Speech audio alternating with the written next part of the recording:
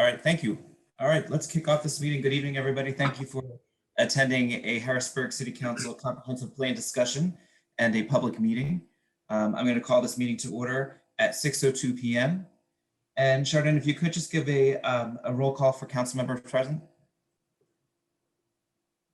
President Williams.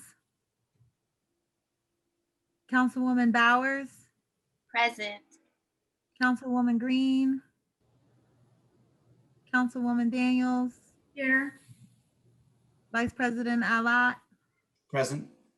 Councilman Madsen. Here. And Councilman Majors. All right, thank you. Well, let's begin. I will make my comments very brief. I'm immediately going to turn it over to Dave to facilitate this meeting as chair of our Community and Economic Development Committee. And without further ado, we will move to that. And Dave, if you could start just by giving us an overview how you want these meetings to go since this is the first one, and take it from there, okay? Okay, thank you. Well, thank you, Vice President Alott, and good evening, everyone, and welcome to the first public hearing for the comprehensive plan. I know those of you that have been following city government for some time have been very eager for this stage of the process. I know I have been, and I'm super excited to review the document with the public and getting as much involvement from the public as possible. I know the document's been out for some time, so there should have been ample time for everybody to review it. But for if some reason you have not seen it, now is a great time to start reviewing the document, letting us know what your thoughts are, your concerns. And yeah, with that, we'll probably just hop right into it. I'll just give a brief overview of the hearings and how we would like to proceed moving forward. So each hearing will go over the series of chapters, depending on how long we think they'll take. We would like these to be easily accessible and easy to follow for the public. So ideally, we'd like the hearings to not go on 3 or 4 hours, but hopefully, a few, and do a thorough review and then give an opportunity for folks to ask questions. So the first part of today's agenda will go over the introduction, the land use and community facility, and then the housing chapters. And in each section, Planning Director Jeff Knight will give us an overview of the chapter. We will then open it up to questions from council, and then we will allow the public to comment as well. So each chapter will go in that order, and then at the end, we'll open it up for one final chance for questions from council and then comments from the public as well. So there should be ample time for all of you to ask questions and get feedback or provide your feedback on the document. The last portion is just if you happen to think of something that you may have missed when we were going over the previous chapter. So with that, I think that's pretty straightforward to follow. If it is not, please let us know. Again, we are all about transparency and accessibility, and we want to make sure as many Harrisburg residents can follow along and provide their commentary. So with that, that's how we're going to kind of do things, and we will kick it off to Director Knight for the first overview of the introductory chapter. Okay, thank you, Councilman Madsen, council members, planning commissioners who are here in attendance. I would echo your sentiments about being excited to be taking another step in this process. It has been a long time coming, and every time we're able to move it forward to another phase of the process, it gets us closer to that final vote on the adoption. So, we're happy to be at this point. With all that being said, this document the process has been going on for a long time. The initial process started in September 2014, and we went through a pretty robust public engagement period in 2015. And so, I do anticipate that we will get comments from the public, reflective of how maybe the document treats some of the major things that have happened, not just in our city here, but throughout the country over the last couple years since that public comment period has gone on. So we do expect there to be some substantive comments and revisions to the document before the final plan is reviewed by the city council members. It's also important to note that this is a living document. It is our intention to provide updates to the Planning Commission, the Planning Bureau staff, to provide updates to the Planning Commission on an annual basis. and possibly to look at doing some sort of updating procedure on annual or maybe biannual basis. And I'll talk a little bit about that at the end of the PowerPoint that I have today about how we will go about doing that. So with that kind of background, I will launch into the first chapter that we'll be reviewing. And those of you in attendance who were at the Planning Commission webinar sessions back in September will probably recognize a lot of this information. We've added some more stuff, but we wanted to basically provide, a consistent overview, and the document itself has not changed in that time. So we wanted to make sure we were all looking at the same documentation. I'm going to attempt to share my screen here so that we are, let's see. Okay, is everyone able to see that? Yep, okay. Yep.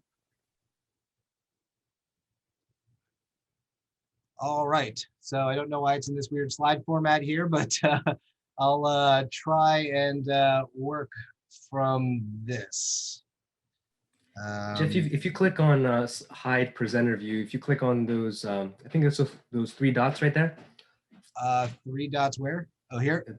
Yeah, try that one. Oh, hide presenter view? Yep. There you go. Okay, I guess that's a little bit better there. Okay. So again, this is the first public comment session under the City Council's purview of the document. And we'll be having 2 more, as Councilman Madsen noted, both on February 24th, which is next Wednesday, and March 10th, which is the second Wednesday in March. The first Wednesday in March will be the Planning Commission meeting. The first slide up for this presentation is our introduction chapter. This is an outline of some of the chapters and the topics that show up in this chapter. And really the introduction chapter is both about introducing people to the city of Harrisburg as much as it is about introducing people to the concept of comprehensive plans. And this slide right here kind of lays a little bit of that out. What is this document?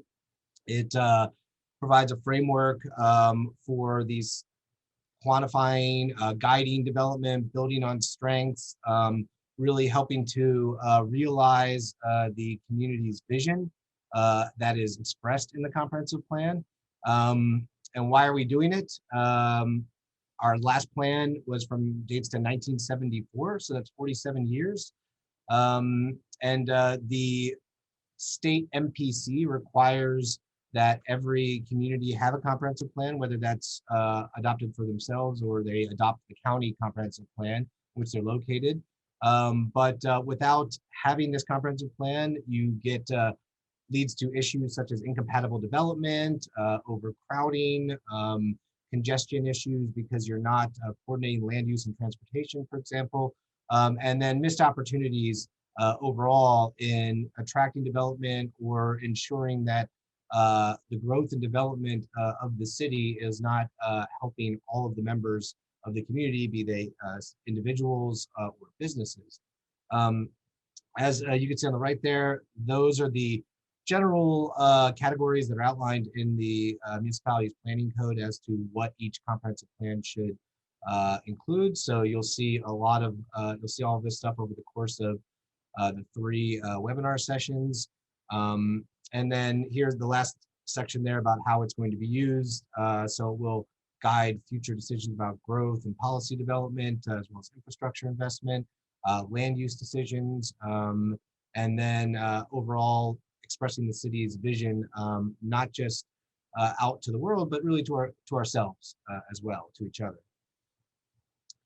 So we began the process as noted in 2015, and that process did involve a really robust public engagement effort, and that was thanks to really the members of the consultant team, members of the Planning Commission, and then members of a steering committee that was initially formed to both create the RFP for the process and to select a consultant team. Everybody contributed in a number of ways, whether that was preparing for meetings, helping to get the word out, or being in attendance and physically out there in the community. As you can see, we had basically 2 phases where we had 6 meetings to get public comments and ideas from the public. And then later on, once we had developed some concepts of what those looked like in practice, and we took them back out to the community in another 6 meetings to really get their feedback on what the synthesis of all of those ideas looked like. In addition to that, we had 2 workshops specifically for significant components of the document, that being housing and transportation. So the housing one was held at the First Church of the Brethren up on Hummel Street, and the transportation workshop was held at the Harrisburg Transportation Center. And then throughout 2015, as noted there, we were at about 123 different events. That includes those meetings I discussed earlier, but also things like National Night Out, block parties, being invited to speak to neighborhood groups and associations. So we really tried to not only invite the public to the process, but to take the process to the public as well. Throughout that whole time, we had a project website at the HPG through which the public could follow along what was happening, as well as provide their own ideas. It was a crowdsourcing format, which meant people could put ideas on there that they had given us, or maybe that they just wanted to take directly to the rest of the public, and people could upvote those. And so you will see in the chapters as we go through them at the start, we have a "What did we hear from you" section slide, and that came from that website, as well as from being out in the public and getting people writing down on slips of paper and things of that nature. And then throughout that process, we had a bunch of media outreach through those various methods, as you can see below. So the overall, so the beginning of the introduction chapter kind of introduces the city structure. And what you see here is really, how the governance is laid out, with citizens electing those government officials, and then the various aspects of city governance being underneath them. They manage both the administration and funding of those various departments, and the projects and policies that they pursue.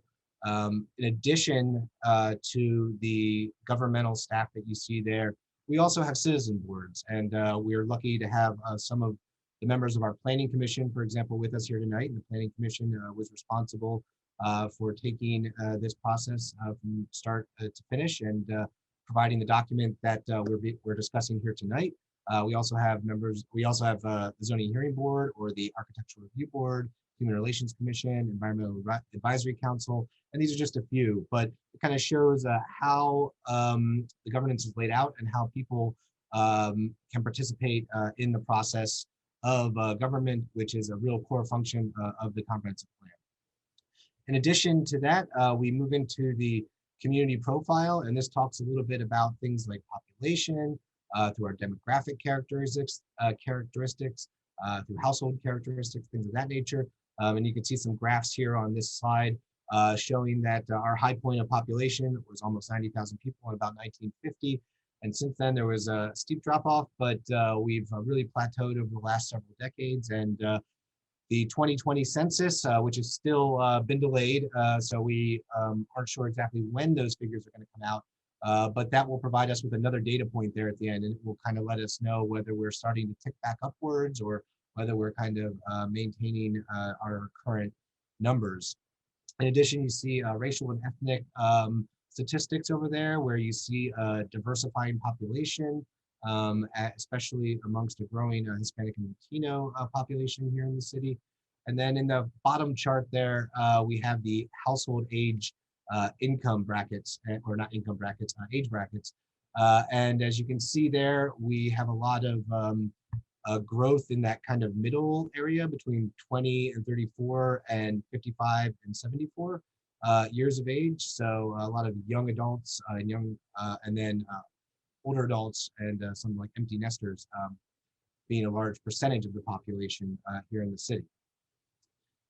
Out of this whole process, both looking at where we are, and that's those demographic trends, and then where we want to go, and that's the public engagement. We came up with community visions and core values of the comprehensive plan that help to guide some of the recommendations that you'll hear in the later chapters. And the first being neighborhoods of opportunities, and as you see there, range of alternatives in neighborhoods, housing accessible to every resident, really focusing on civic engagement and social interaction, as well as preserving historic and cultural resources here in the city.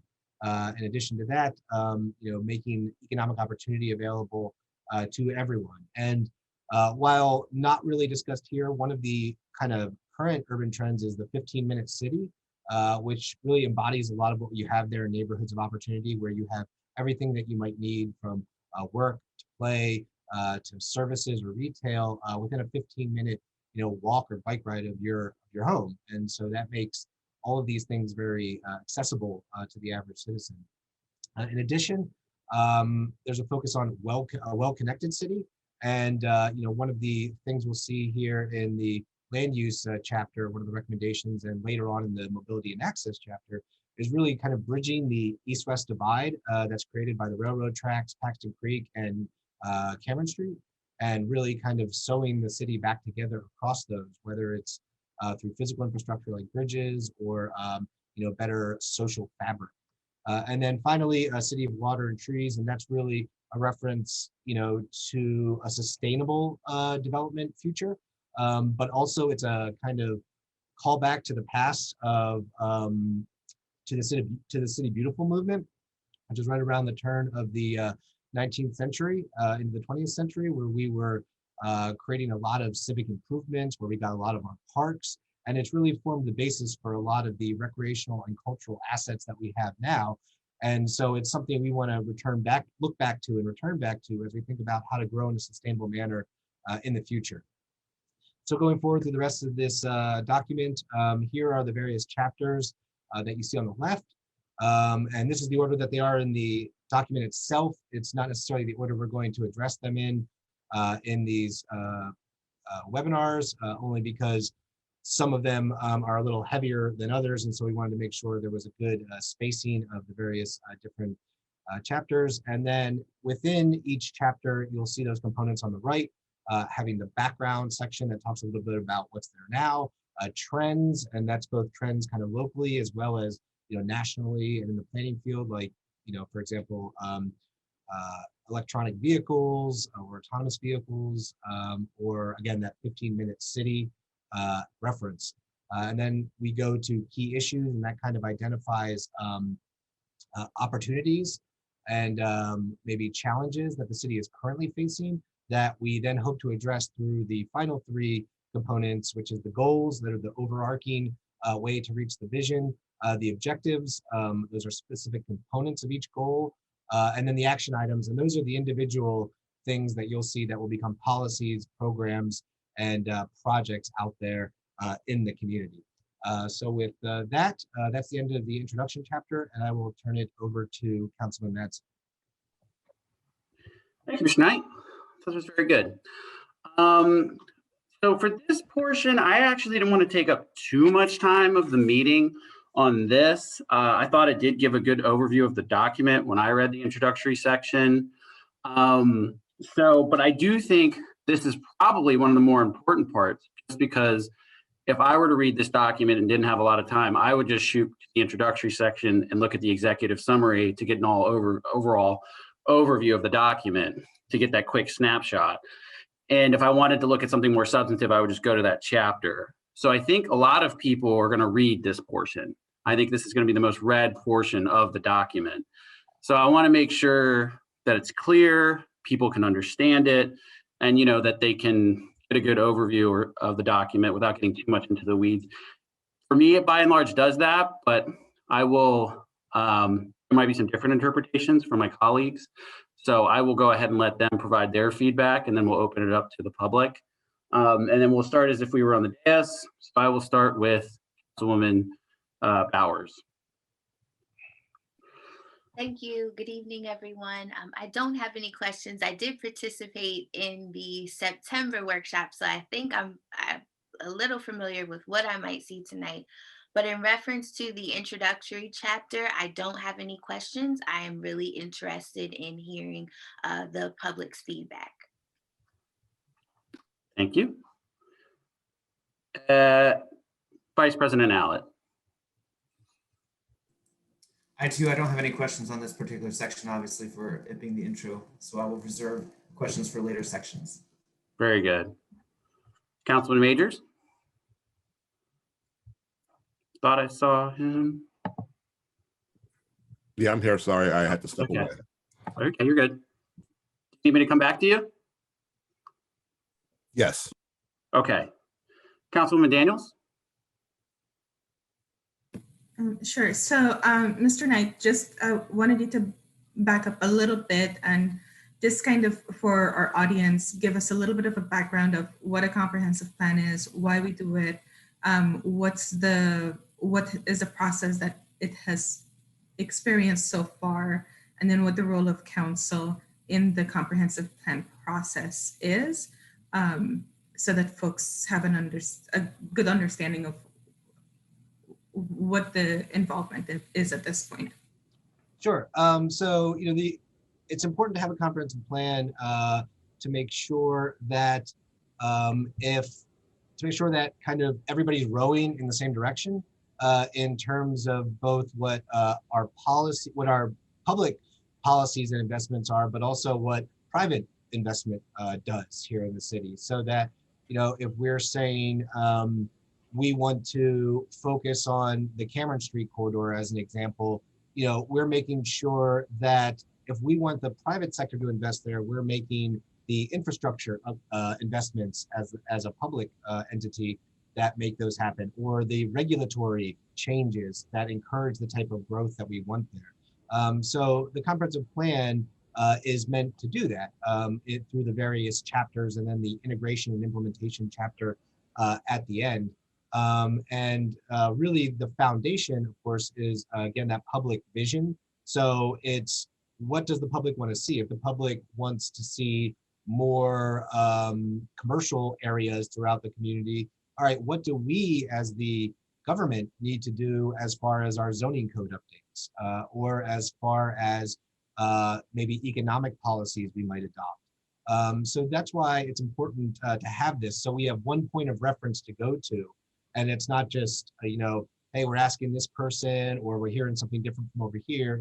This is supposed to be the document that's supposed to at least provide a broad overview of how we move towards those shared goals.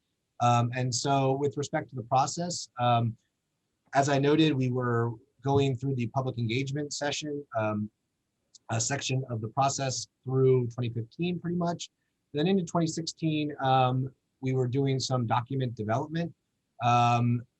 During that process, we just ran into some complications with the consultant at the time, and that kind of stalled the process a little bit. And so I believe it was in early 2018 that the Planning Commission said, hey, we need to know where this document is, what happened. We need to get an update and get this started again, because we're not really sure where things stand. And so as part of that, we went through really a pretty in-depth review of the document, page by page almost, with the planning commissioners and with the consultant. We even had some members of DCED come and join us to maybe provide some guidance on specific aspects of the plan. I believe they had also provided some funding for the initial process, so they were interested in having their own updates on the status of the process as well. And then so after that, we decided, the planning commissioners decided that a lot of the information we had in that original draft was good information. There was good demographic, good statistical information. We had some really good visuals in there. We had some good ideas that synthesized a lot of what the public had asked us to do, but it was a little lengthy, and it was maybe a little hard to digest, especially from a public perspective. If somebody's just coming in to check out a chapter or to read the introduction, as Councilman Madsen noted, So after that, they decided to put out an RFP for copy editing services. And so through that process, we had an RFP. We selected a consultant, Wallace Montgomery, to basically copy edit that document. As part of that process, we had not folded anything new in. We basically just took the document that was there and kind of reformatted it, gave it a similar format for each chapter, removed some redundant information, and really kind of helped make it a little bit more accessible to the public. And then after that, that was finished up around the middle of, let's see, that was finished up around the beginning of 2020. And after some feedback from the planning commissioners and from the city, the final draft was provided to the planning commissioners in July of last year. And then in September of last year, we had the webinars that I previously referenced. And on September 17th was the Planning Commission vote to move that document as a draft version to you all as the city council members.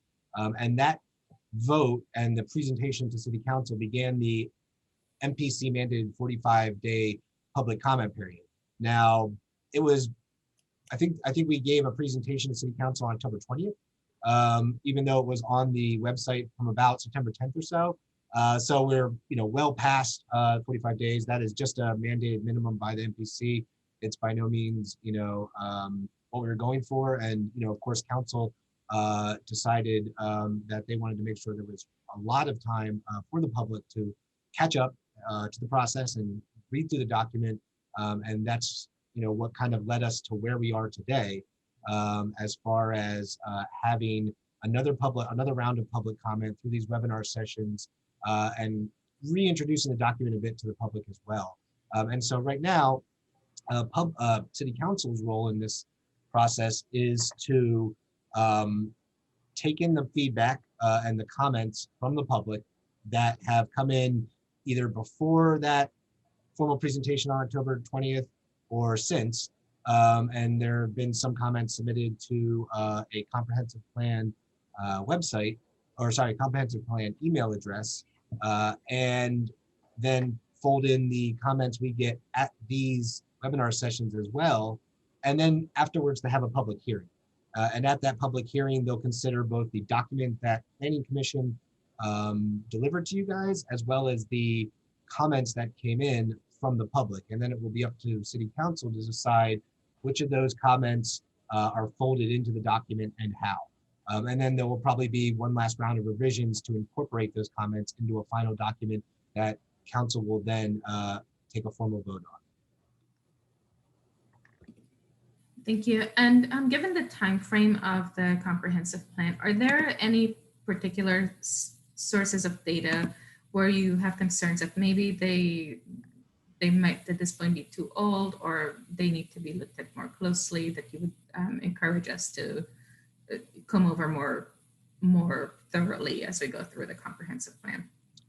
Yeah, so there's, I think, really two sets of data in that respect. There's the statistical data, and as part of the copy editing process, the consultant did update with the most current information they were able to find, statistical information.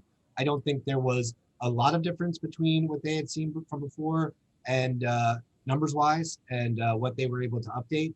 I think as you saw in some of those charts, I believe the most current information they were able to update or access was 2014 to 2018 ACS data.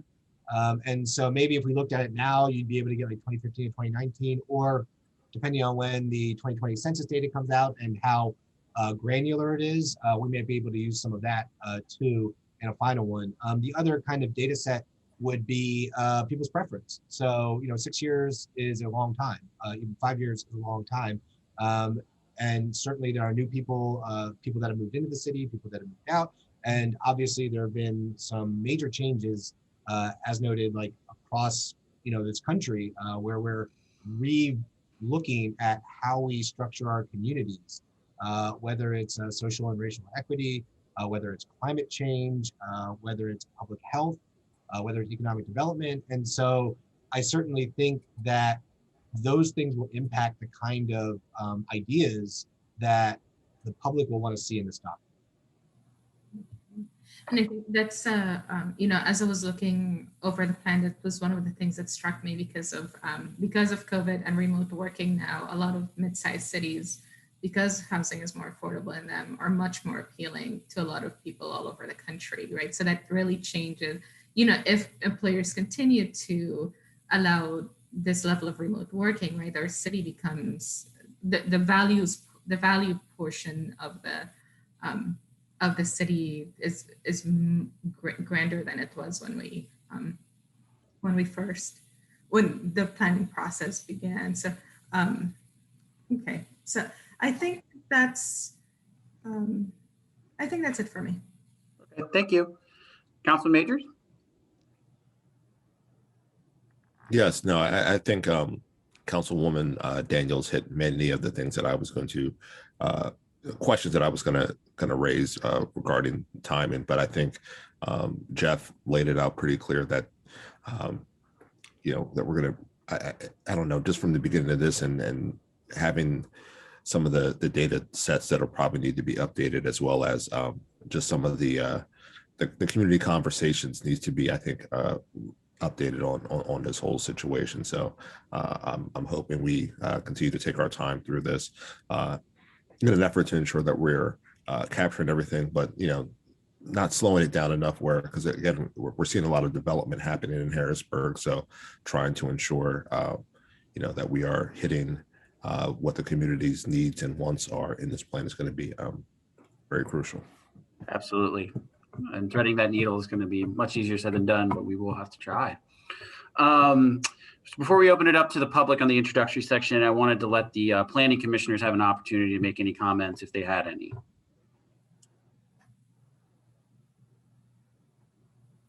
Going once?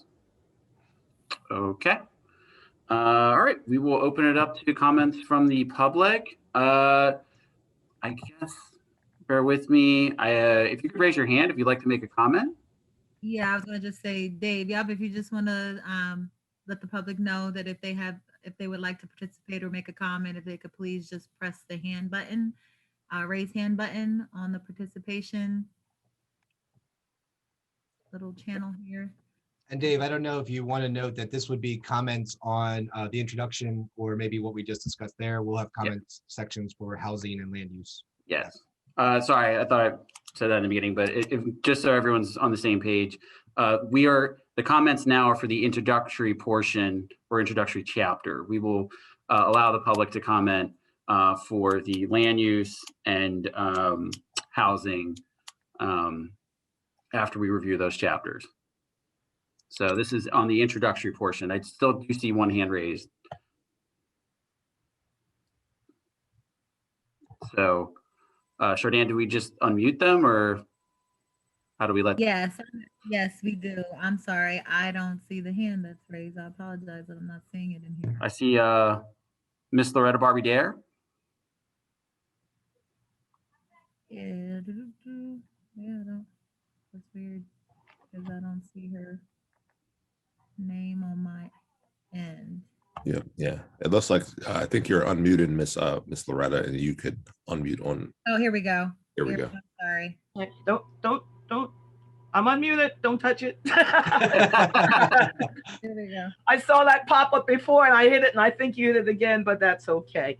And thank you so much for allowing me to comment, and thank you so much for having this hearing. And I appreciate council and all the administrative staff being here. And this is in the introductory portion, I believe. If I am wrong, please let me know. I saw an error on the map. That's actually in section 7. It's on page 149. So we're at the introductory part now, and it's actually not showing on the map that Summit Terrace is one of the neighborhoods here in Harrisburg. Actually, if you look at that map and you see where it says number 10, pointing to our neighborhood. It says Allison Hill. And if you look next to the 10 where it says 1, where it says ACOD, which we are, it's much bigger and outside the area. So I think that might be something that you may want to look at when you go to correct and update your information, Jeffrey, if you can. And you can hear me. I don't have my camera on. Pardon me, Loretta. What page did you say that was on? 149. It's 7-12. Okay, thank you. You see that there? Well, you can just make note of it. Like I said, I don't know where, since that's not one of the 3 items here on the agenda, I wasn't sure where to bring that up at. So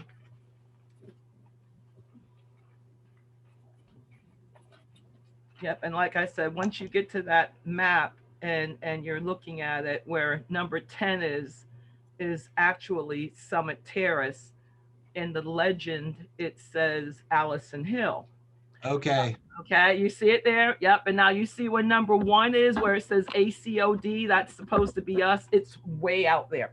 Okay. So, yeah. Yeah, I'll make sure we fix that. We'll probably, that's in the Historic and Cultural Resources section, so we'll be discussing that on March 10th. But I will make a note of that now. I appreciate it. Thank you so much. And I apologize for jumping ahead. I just didn't know where. Okay. Oh, you're fine. Thank you for catching that for us. You're welcome.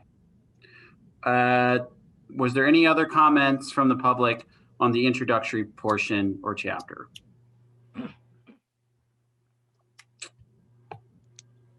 I don't see any other hands raised. Yeah. Okay, I think we can move on to the next chapter, which is chapter 2 on land use and community facilities. Mr. Knight, floor is yours. Okay.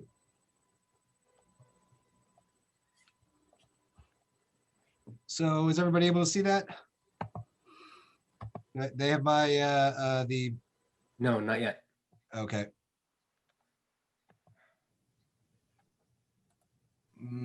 Oh, sorry. There we go. There we go. Okay, so the first and largest chapter in the document itself is land use and community facilities. Land use, of course, is kind of the real kind of crux of the comprehensive plan. It's the focus of the. Wait, are you able to? Sorry, are you able to see the chapter 2, or are you still at the chapter outline thing? I see chapter outline. Chapter Okay. outline. All right, I think I'm maybe need to be over here. Is that better?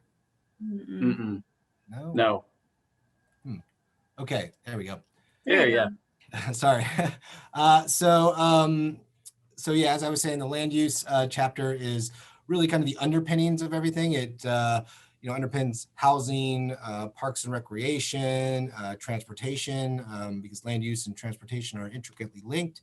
And so it's kind of the way we decided to begin introducing the kind of substantive chapters of the document. And as you see there on the left, those are the main topics that show up in this particular chapter.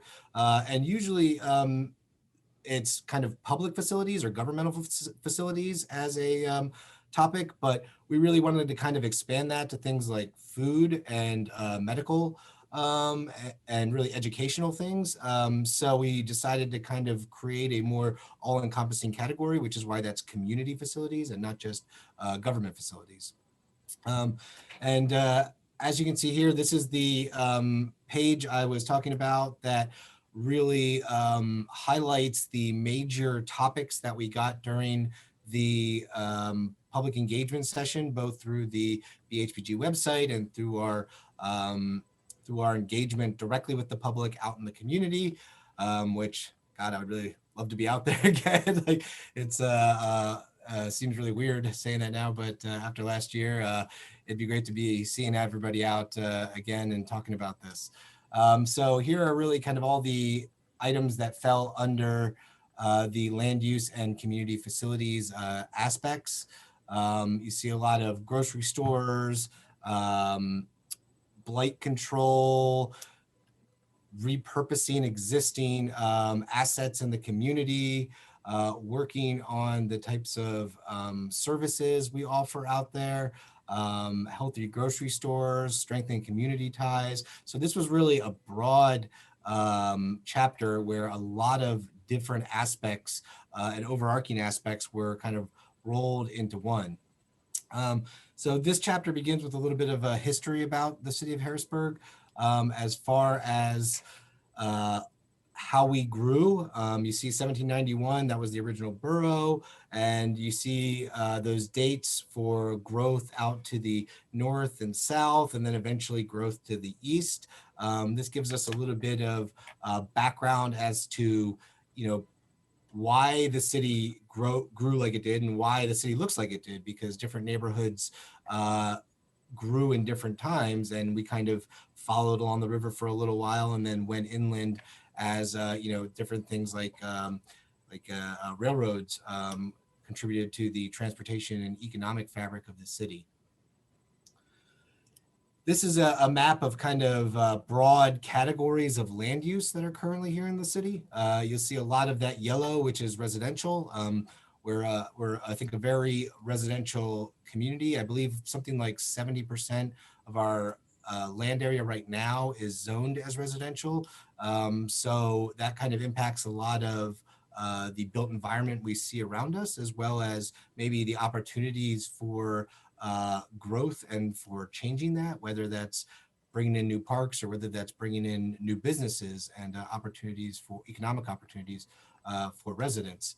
And then as you go to the next one, you kind of see that is the current zoning map right there. And you see, as you switch between these, a lot of it's the same, both the land use and the zoning. And that's really because our current zoning code came after our current comprehensive plan, came before our current comprehensive plan. In the current comprehensive plan, kind of just reflected what was out there in the community right now or at the time. And then our current zoning code just showed that again. It kind of reflected that in a regulatory sense. And the zoning code is not quite as forward-looking as maybe the new one that comes after this document may be. And as far as this map, we're looking at kind of several districts and kind of spatial divisions within the city. And one of the reasons we did this was so that going forward, we'd be able to track how the investment was happening in the city and where it was happening, to make sure we weren't saying like, okay, we had 500 new housing units built this year, but it's all clustered into one specific neighborhood. We want to make sure that the items in the comprehensive plan are spread across the city, and that as the city grows, those investments are likewise made across the city, and that various different neighborhoods in the city are, getting the housing, for example, that they may need, as demonstrated in that 2018 housing study that showed there was a dearth of housing really in every neighborhood throughout the city. So we want to make sure as new investment comes in, it's allocated as much as possible geographically equally. And so what we did was just created these districts throughout the city. And as noted, this will come up later at the end. I'll show a kind of tracking tool that the Planning Bureau is developing once this document is done, so that we're able to have a visual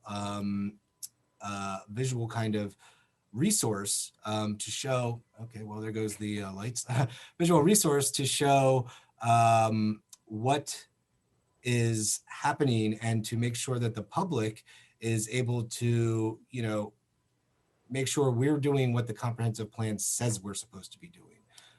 So that's kind of why this map is here. And this kind of is a area by area analysis of the land use. See, here's the downtown, a lot of the transportation utilities, a lot of kind of that mixed use. Here's the uptown neighborhood. You have those corridors along 7th Street, Front Street, and Division Street. The Midtown area, it's got more of a patchwork quilt kind of perspective with different types of uses. South Harrisburg, again, a lot of that is open space there right now. Not necessarily that it's parks, but just that it's vacant. Here's Allison Hill, and again, very diverse land use pattern there between parks and various commercial and industrial uses. East Harrisburg, which is more residentially focused, and you have some larger institutional uses like the high school. Oops, sorry. And then finally, the Paxton Street corridor, which is primarily industrial or railroad tracks, which is what the gray is there. So here are some of the trends and some of the kind of major existing assets of that are highlighted in this chapter: city government building, the police substation up on South Allison Hill, our fire stations. Here we have a kind of cross-section of the various parks we have throughout the city, some of which are more for ecological purposes like Wildwood Lake, and others like the Cloverly Heights Playground that are more for active recreation, particularly children. And here are some of the educational facilities. Again, a lot of these are focused on the school district's resources, and this document doesn't specifically make recommendations on the school district because it's a separate entity. But we do, the school district does have an obviously large and substantial footprint and very impactful footprint in the city, whether it's their existing buildings and the services they provide, both educational, maybe community centers, but also things like William Penn High School or the Steel School, where they have older facilities that are not being used by the school district anymore. What do those become for those neighborhoods in which they're located going forward? And then we have libraries.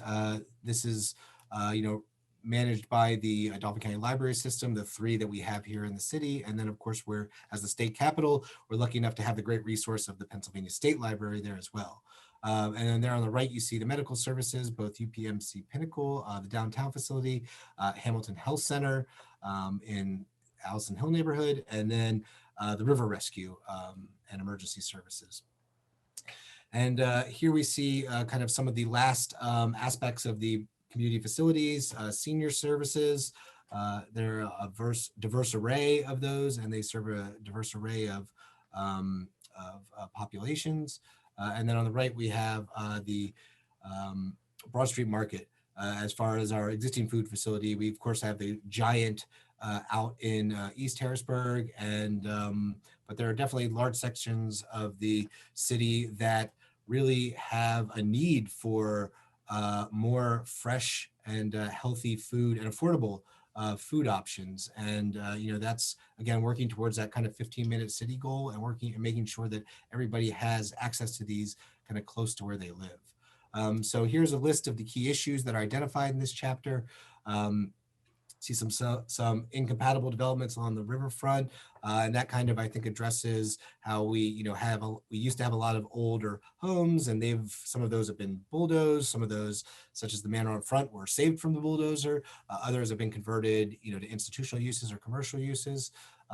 So making sure that that's really a major corridor into the city, that we're ensuring that new development there is kind of compatible with what's existing. Recognizing that neighborhoods have different needs for future improvement. So for some people, it's maintenance and compatible infill if there's not a lot of vacant land, for example. And in other places, where there's a lot of vacant land, it may be a focus on bigger picture and bigger projects that take up multiple blocks, for example. One of the ideas that is one of the goals here is a large kind of park and pedestrian area for South Allison Hill between 17th and 18th Street. And how do we look at that whole corridor as a way to provide benefits and opportunities for that neighborhood? So really, this is the key issue. They're separated into both the land use section and the community facilities section in the document itself. And then here are the goals. There are, I believe, 12 goals in the land use and community facilities section, preparing Harrisburg for substantial reinvestment. That's the courthouse right there. And as council is probably aware, and the Planning Commission is aware, there are a lot of new big projects coming up in that area, especially on vacant lots or properties that were currently used as surface parking lots. focusing the downtown center as within a regional context of making sure, it's not just its self-contained area, but it's really kind of the downtown of central PA. There's that land use section where I mentioned about strengthening connections east-west across the Cameron Street corridor. And then, of course, there's the big project that I just referenced about creating, a new community center along that old railroad spur in South Allison Hill. Front Street as a cultural landscape is goal 5. Mixed use neighborhoods that integrate historic fabric and progressive architecture and urban design. So that's obviously, something that goes to not just new development, but making sure that our existing structures are maintained as much as possible, whether that's, the Camp Curtin Church, which has just found new buyers, and making sure that stays as it is, or the Boas Street Church, which will be coming before City Council, I believe, next month for our land development plan review, making sure that we're adaptively reusing these in a sympathetic manner that retains the historic, architectural, and social value that these have.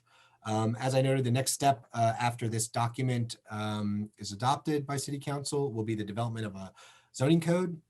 And what that zoning code looks like, I think, is a conversation ahead of that process. There are kind of 2 different paths you can take: the Euclidean zoning, which is kind of what we have now, and a more form-based code, which aims to regulate development by structure and less by use and massing. And, I think that's, again, a conversation that we'll have with the community once that process kicks off.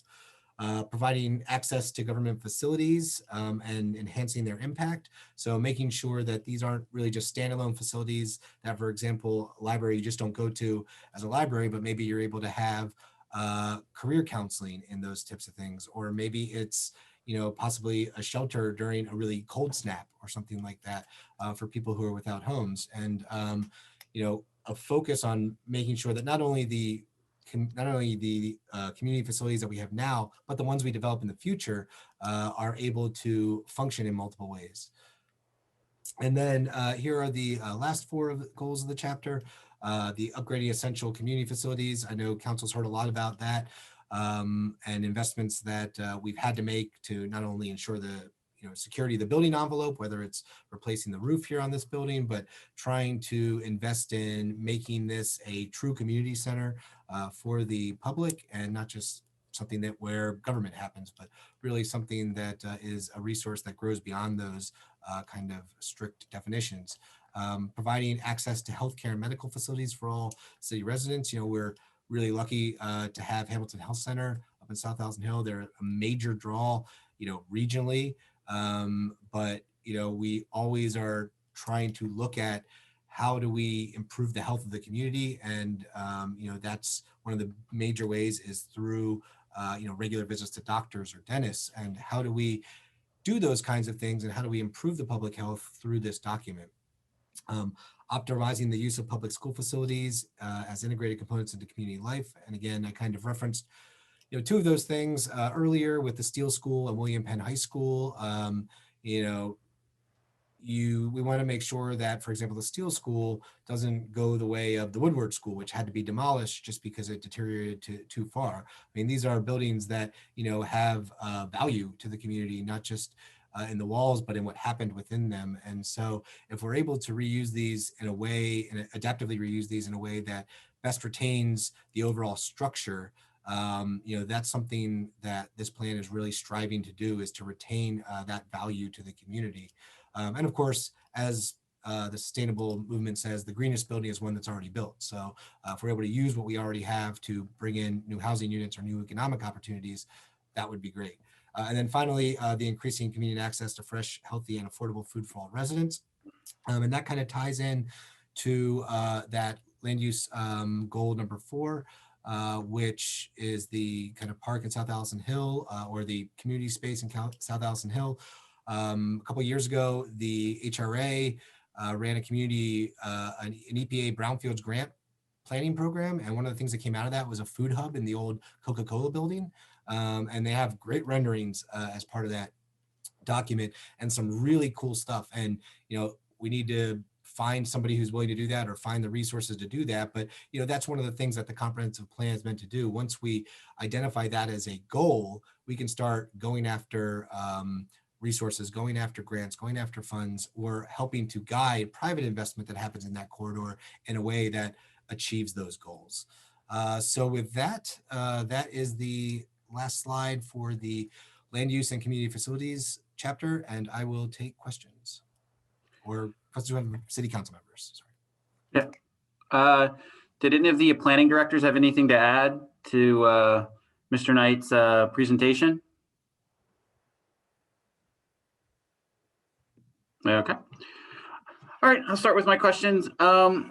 So zoning is arguably one of the most important policies city government can enact from a development standpoint. The document states traditional zoning created undesirable, inflexible, and inefficient economic and use segregation the city must address. And it mentions a few different solutions to that, one of them being form-based code. I know you touched on it, Mr. Knight, but do you mind elaborating a little bit on that point and what the document is suggesting on how we move forward with zoning in the future? Yeah, so I think the document itself is leaning towards an adoption of a form-based code. And what a form-based code is it's really, it less regulates the uses that happens within the buildings that are created, either those that are existed or new construction, and is more kind of focused on ensuring that the development of those is compatible with the surrounding neighborhood, that you're not having, for example, a 12-story building in Bellevue Park, for example, that if you can build something that's a 3-story building there, then you could potentially see a makerspace in there. You could potentially see a housing unit. You could potentially see a recreational use. But as long as a use can fit into that space, that's kind of how you're regulating, and that offers a lot more flexibility in terms of use, and it kind of almost future proofs zoning a little bit, because it as different businesses and different economic trends pop up here and there, the way our zoning code is written will not proscribe them. So right now we have that chart in section 7-305.7 of the zoning code that specifically says, here's a use, is it allowed? Yes, is it or no, or a special exception. And what a form-based code will do is basically say, if you can fit a use into a building that is compatible with the surrounding neighborhood, then go ahead and do that. And so it really opens up more economic opportunities. Like I said, it future-proofs things. You can also do a hybrid of those two, which is actually, I think, either Pembroke or Paxtang has a hybrid zoning ordinance where it's kind of form-based coding for how physical development happens, but it's got a bit more regulation on the actual uses that go in there. So, maybe people don't want to see as many convenience stores, for example. You can not say yes or no as to whether they belong in a certain area, but you can say, so long as a convenience store is able to operate in this manner, it's, going to be permitted. I think that, as I noted, I think that's maybe a conversation for the beginning of the zoning code update process with how we want to go. And again, I think recent trends and issues like the COVID situation, where a lot more people are teleworking, may help guide that and inform that process. If we don't expect there to be as many, here's an office and here's your home, but really there's blurring lines between those kinds of things, then maybe we want to go to a form-based code if we think there's not going to be so structured or siloed of an economic kind of portfolio going forward. Thank you for that. We know historically we've seen a lot of disinvestment in communities within the city, and this has, I think, created some tensions at times. Do you think going towards a new or form-based type of code would provide more equitable investment in the city, and particularly in underserved communities within the city? Honestly, I don't have enough experience with form-based coding to know. I think that's the goal of form-based coding, is to, again, provide more flexibility. And instead of saying, again, 70% of our land is zoned as residential medium density, which allows like 3 different types of commercial uses and has, pretty strict limits on how home occupations operate.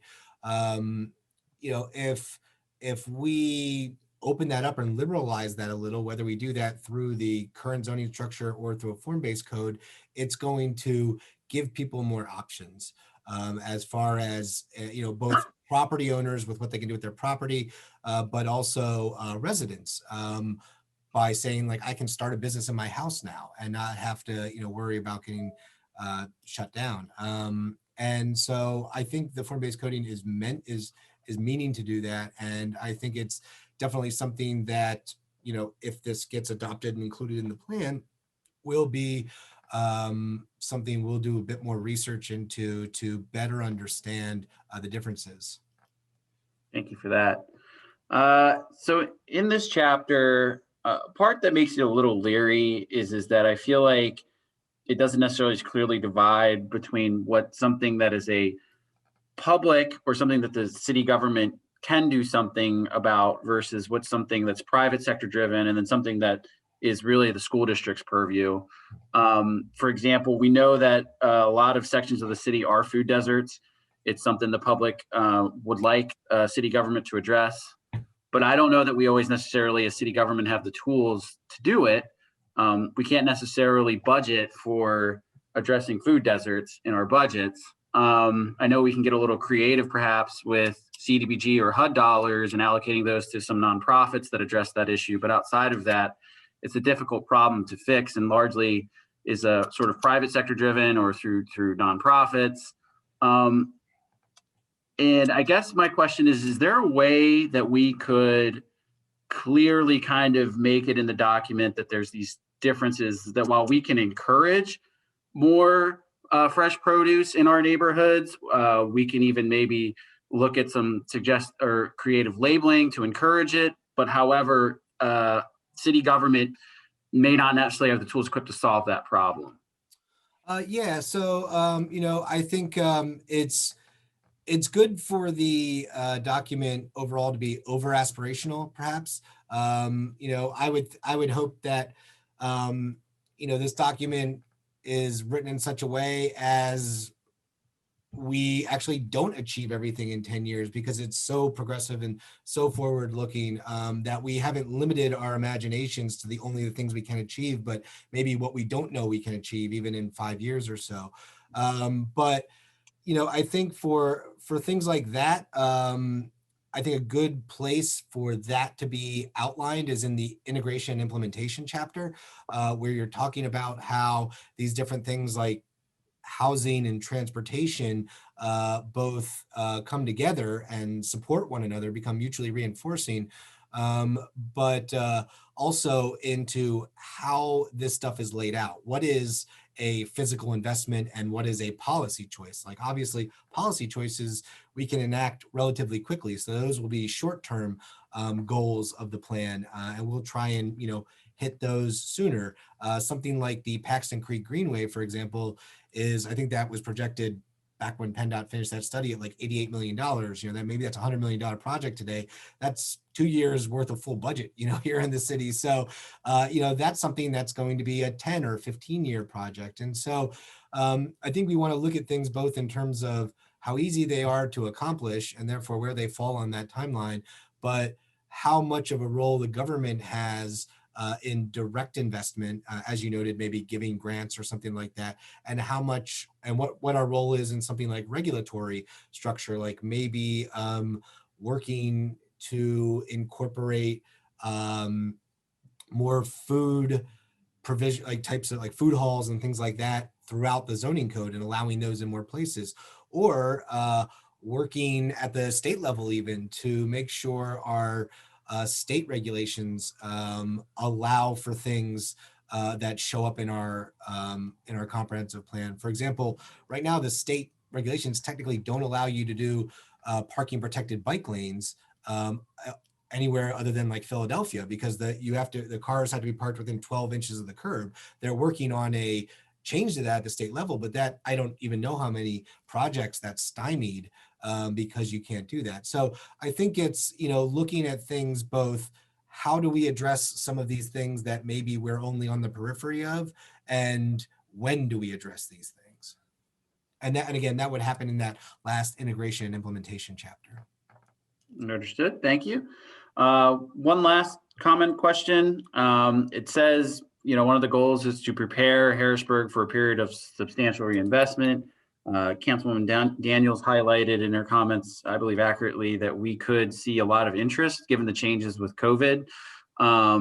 Since bigger cities and telework telework's becoming more prevalent, folks are looking for cheaper places to live, perhaps with more land.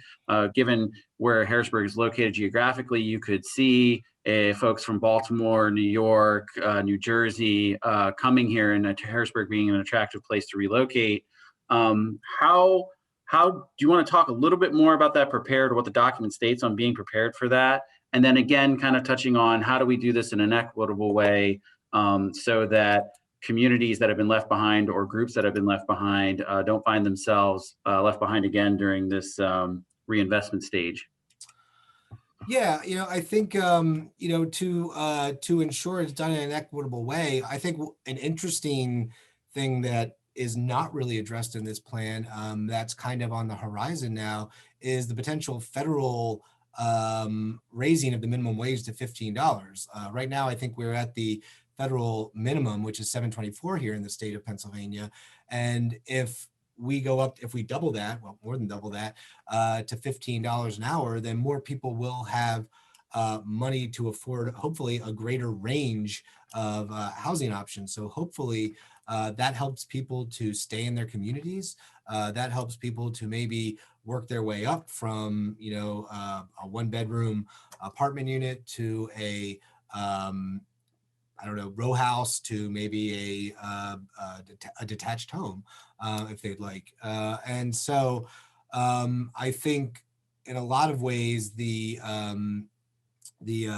equity and making sure, everybody's being lifted up by this plan is being dictated by things outside of the city.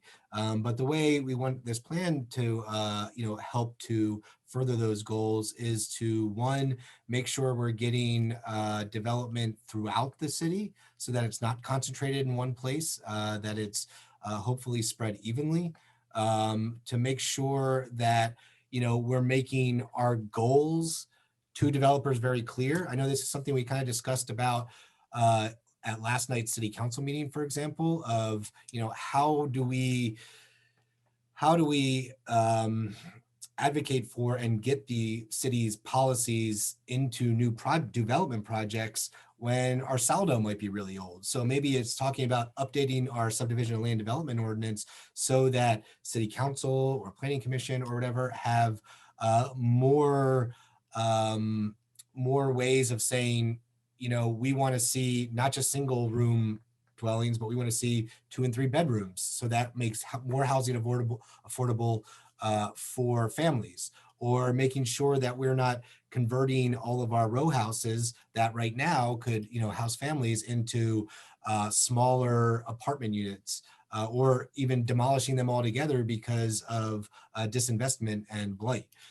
So, I think that's really, preparing for that. It's preparing that regulatory structure and preparing that planning structure to say, here's where we'd like to see, and here's what we'd like to see go in this neighborhood, or go in on this vacant lot for the 6th and 7th Street corridor, for example.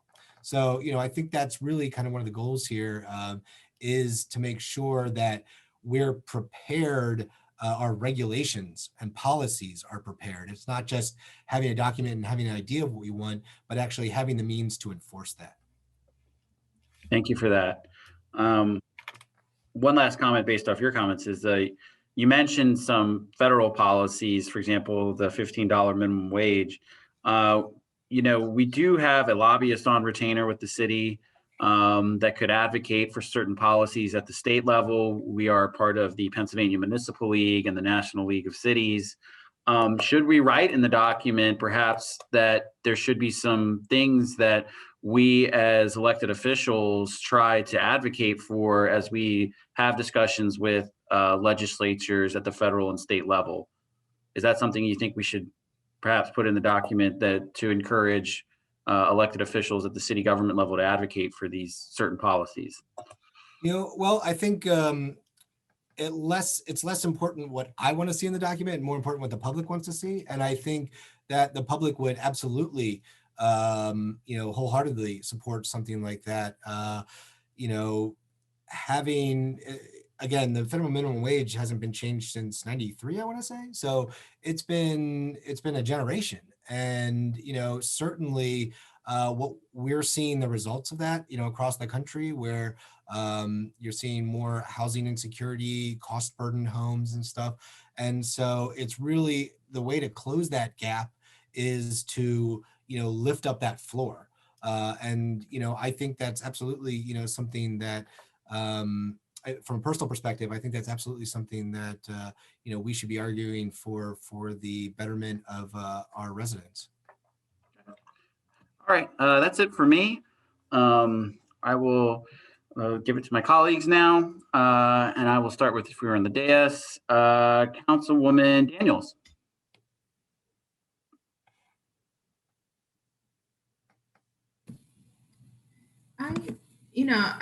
I don't really have any questions on this part. I wanted you, maybe the parts I did want you to elaborate a little bit more on were the areas that you all kind of came up with as a group as areas that shouldn't see development, right? And those were like the incinerator areas and the limestone areas. Could you elaborate a little bit more on those?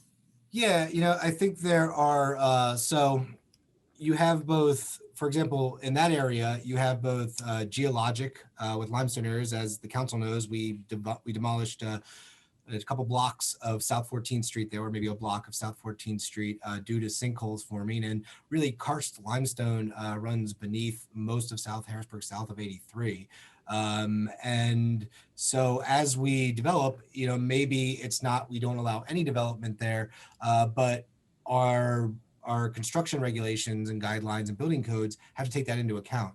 Or maybe we're designing more modular style living arrangements or tiny homes, for example, that can be moved if that becomes an issue, so that you're not investing in something like that where you might lose that investment because of the sinkholes.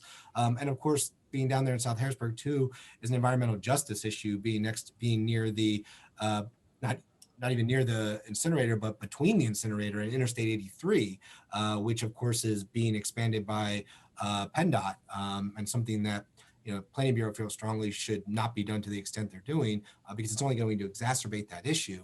And so, you've got those dual issues of the land underneath and kind of the air above, creating potential issues for residents there. And so as we're looking about how to go about in the future, what does that area look like? Maybe we're planting more trees in areas where we have to demo homes because of sinkholes, for example, to help air quality, to help create that buffer with the incinerator a little bit. And then on the north side, with Interstate 83 going in as well.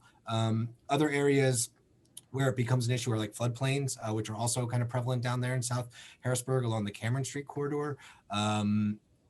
Is we're in the National Flood Insurance Program's Community Rating Systems program, where we're working to guide development away from there, permanent development away from the floodplain, so that we're not putting investment at risk, we're not putting people's lives at risk, we're not putting businesses at risk by doing that. So I think that's a little bit of how those various factors factor into recommendations for the future development. Thank you. And I don't think I have really questions. The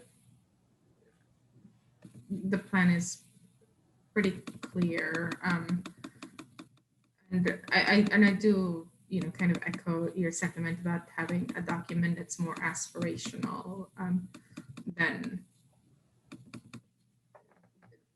so that our ambitious could be a little bit more helpful. Do you have a sense of, so in the plan, there's a projection that we were going to lose population, but maybe COVID might change that. But if it doesn't, and growth continues, or I should say shrinking continues, do you have a sense of like best practices or things that other places have done so that when population diminishes, you don't end up with more blight and more, more that sense of abandonment, which can be pretty fatalistic sometimes for a community? Yeah, I think the population trends projections are, I think, a little vague. Certainly, as we saw in that initial introduction chapter population graph, it went down, and if you drew a line, it would look like it's still going down, but really over the last couple population counts, it's been more steady, and maybe we tick up, maybe we stay steady. And I think the population projections come from, I've seen a wide variety of I don't know what modeling people are using, but like I think Tri-County has us losing, whereas other ones I've seen, have us gaining population. So I think the whether we gain or lose will be an interesting thing to see with the 2020 census, although that in and of itself wasn't done all that well at the federal level. But as far as recommendations for how to address that, I think we have a lot of, as I kind of referenced, a lot of our row homes being chopped up into apartments or being split up into apartments. And a lot of times that's from property owners outside of the community. Sometimes that's by right. Sometimes they get approval from the zoning hearing board. But if we're able to put, instead of 3 households into 3 floors of one row home, into 3 different row homes, then you're saving those other 2 maybe don't become blighted. They become active uses. The households within them are able to reinvest in those structures. So, I think retaining the kind of current row house inventory we do have and not trying to break it up too much is important. Now, smaller units can be more affordable, so that kind of gets balanced out. But, I think that's one thing. Another thing is, I think, believe HHA is slowly turning over their housing inventory in South Harrisburg. And as part of that, they're building new units throughout the city. One of those was at Mulder Square, where they've got the 50 new units there. As we discussed last night's meeting regarding the subdivision, they're looking at a new 50-unit building on 6th Street there. Maybe instead of instead of building new apartment units to house people that are either on the waiting list or that are moving out of older properties down in South Harrisburg, we work with them to have them fix up existing row homes that exist throughout the city and possibly put people into those. So that's like another way that we'd be able to, manage to address the blight situation while still, while not relying on an influx of people to come in and move into those particular buildings. And then okay, I'll stop here. Okay. Thank you for that. Councilman Majors? Yes, thank you. And thank you, Jeff. So I guess one of the things in here when you were talking about the, hold on, let me make sure I have the new zoning practice about, hold on, why is it the name of it slipping my mind? Form-based code, excuse me.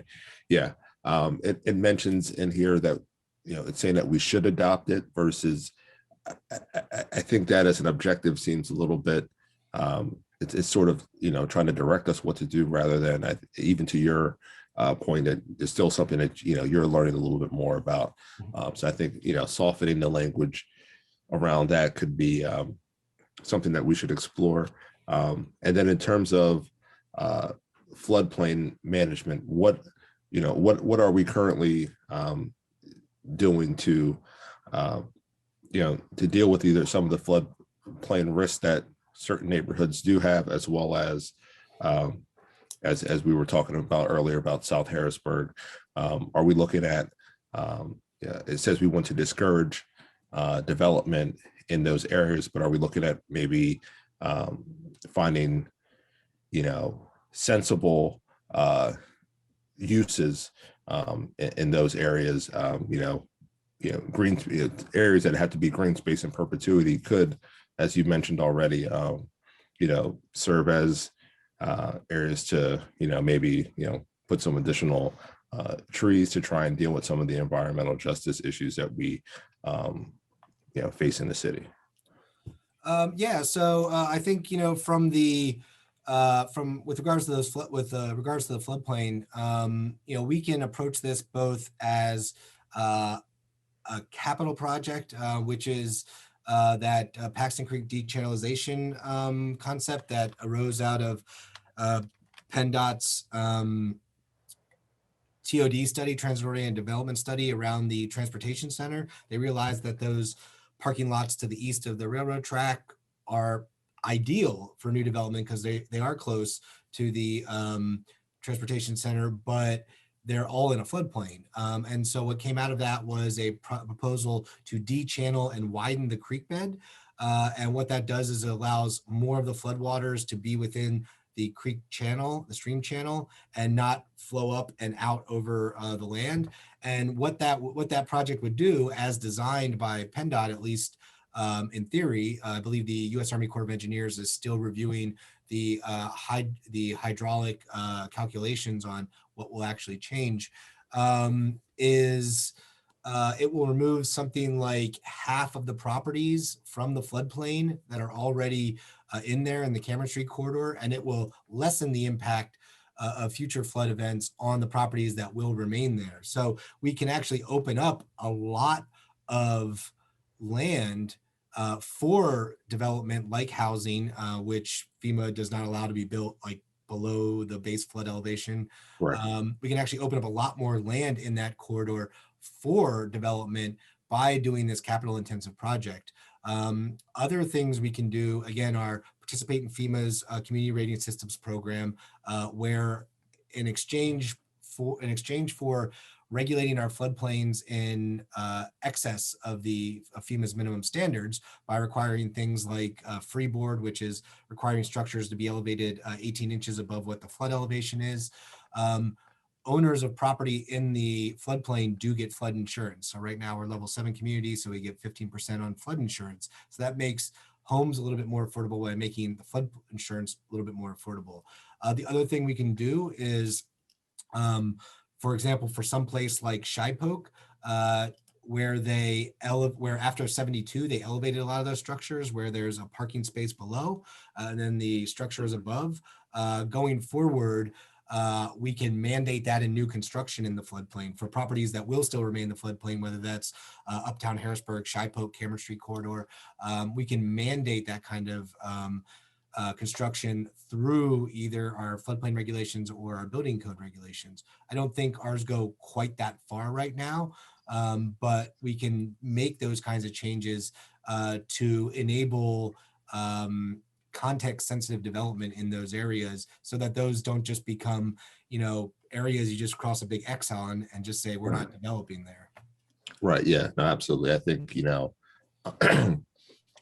being creative with our land development in those areas to, because in a way, I mean, you're essentially, we take a neighborhood and say, we're no longer going to be able to grow there. But, we could look at some, inventive ways to address that.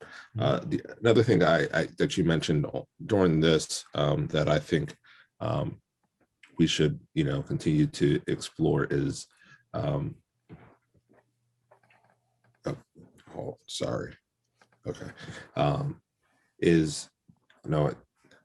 got a baby issue here. I'm gonna come back to you. Away.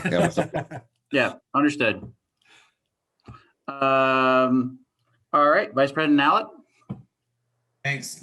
Two things that came to mind in that section, particularly when it comes to looking at the combination of looking at private versus public type of initiatives.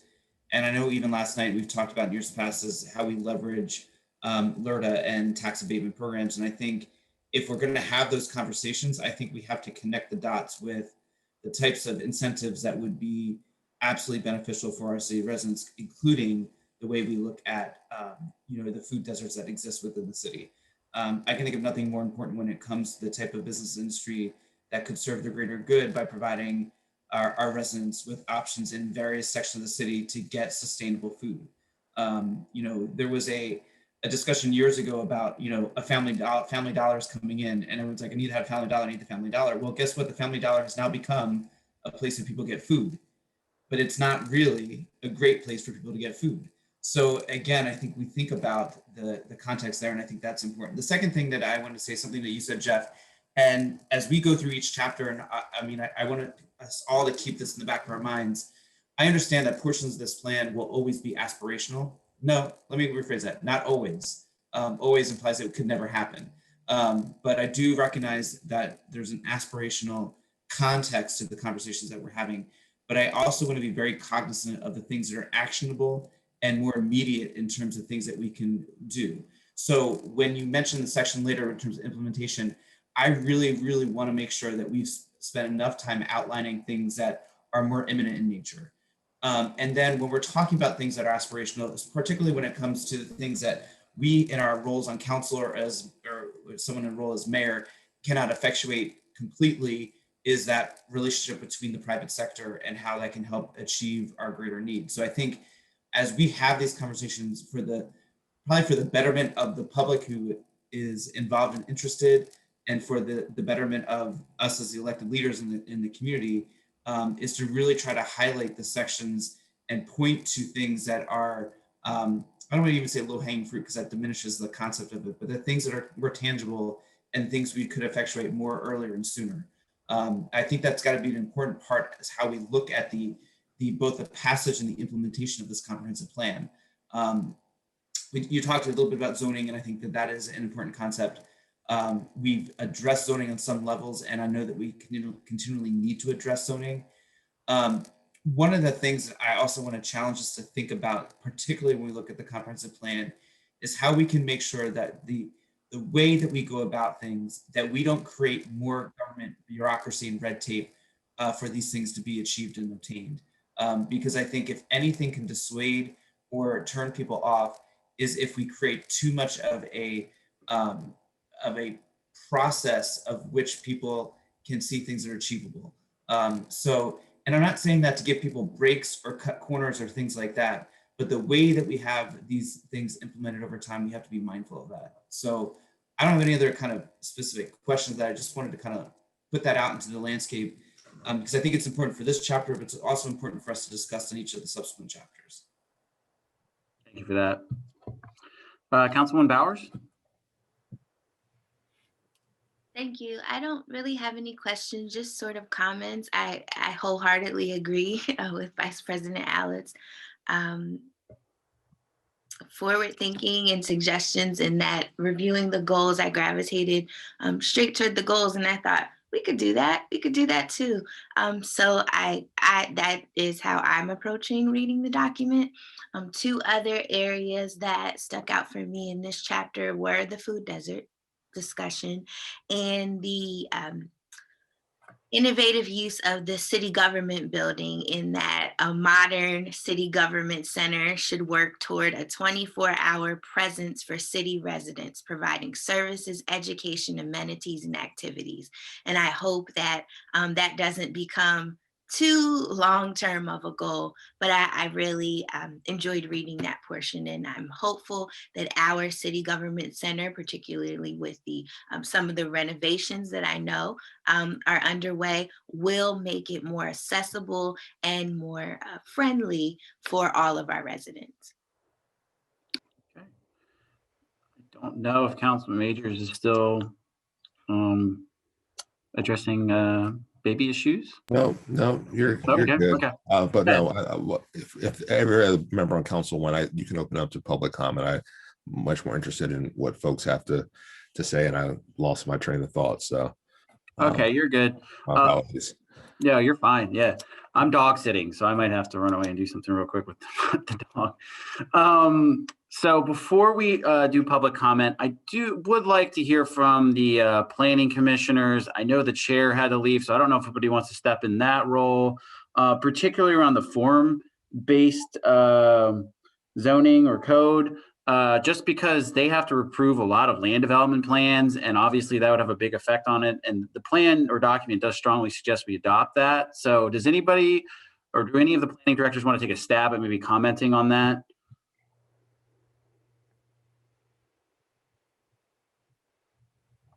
Can I volunteer, Anne? I think, yeah, I think Vern was gonna say something. I think he's trying to speak, but Yeah, you're on mute, Vern. Yeah. We can't hear you, Vern. Can I unmute him? I don't know. There you go. What's that? Better. You hear me all right now? Sorry about that. All right. All right. Yeah, Vern McKissick. Yeah, just form-based code is a confusing topic for a lot of people. On a broad base, if you think, I'll just kind of give a quick overview. I think that'll help a lot. And if you look at the zoning maps that we have right now, you'll see little blocks of color, and houses are by houses, and sometimes, you know, then industrial is by industrial, and maybe where two major streets cross, you'll have another color that has to be community neighborhood for a store or something like that. But as we try and create mixed-use neighborhoods and mixed-use development, it doesn't work. And those codes were a reaction to the old days when you had industries and things just inappropriately next to one another. Just, you know, and think about it. If you look at old zoning codes, we're talking about where you can have cows, pigs, chickens, you know, how close the outhouse can be. I mean, that's where codes originated from. A form-based code takes a different approach, and especially in the city where you've got street fronts and row homes and census and neighborhood and historic districts. It basically says this is what it should look like or what it should feel like. And the uses that go in, as long as the exterior feel is allowed, that's what you can build. Now there still typically is some other protective language in there. We don't necessarily, I'll go back to putting a bar next to a nursing or a nursery, you know, and other sorts of things like that that live in it. But there's typically 4 things that are in this. One is an architectural standard, and that talks about external architectural qualities, materials, what things should look like. So you don't have the sore thumb, I'll call it, you know, infill of things that happen. You also, I heard there was discussion about landscaping standards, or about landscaping and trees and so on. So landscaping standards, you know, that would control plant materials, you know, on private property as it impacts public spaces. Because this is all really about the visual look of creating a place you want to be, you know, for whether it's a lower income neighborhood or a wealthy neighborhood. But it also talks about regulations about, you know, parking lot screening, shading, maintaining sight lines, ensuring unobstructed pedestrian movement. And that's kind of in our code, but this really does it in a different way to get to the same place. Signage standards. Long time when things were slow, we called ourselves the Harrisburg Sign Commission, Sign and Fence Commission, because all we got were people wanting to exceed sign sizes and make fences 12 feet tall. Fortunately, things have gotten better, and we've had some heavy lifts in the last year with projects. And then the last piece that goes in typically to one of these, and again, it's evolving. You know, this is something that's fairly new in about the last 15 years, 15 years, is what you call environmental resource standards. This is where we get into things such as stormwater drainage, water infiltration, developing on hillsides, tree protection, solar access. I'll go back to when we did St. Stephen's School about 20 years ago. We had originally designed it to have light shelves and PV arrays on the roof because it was a LEED building. They were very progressive. Down the street, we had an empty parking lot, which is where the Pennsylvania Housing Finance Agency was. And that became one of the early discussions in solar access. And the final solution to that in allowing exceedance was, St. Stephen's probably forgets this, they still have an easement on the roof of PFHA to put a solar field in if they ever want to. That was a trade-off. That is an early prehistoric form-based code. We didn't know it at the time. We just were doing it, but it had to do with sight lines, and with solar becoming such a big deal, it becomes something that you want to put in a code. So it's a different look.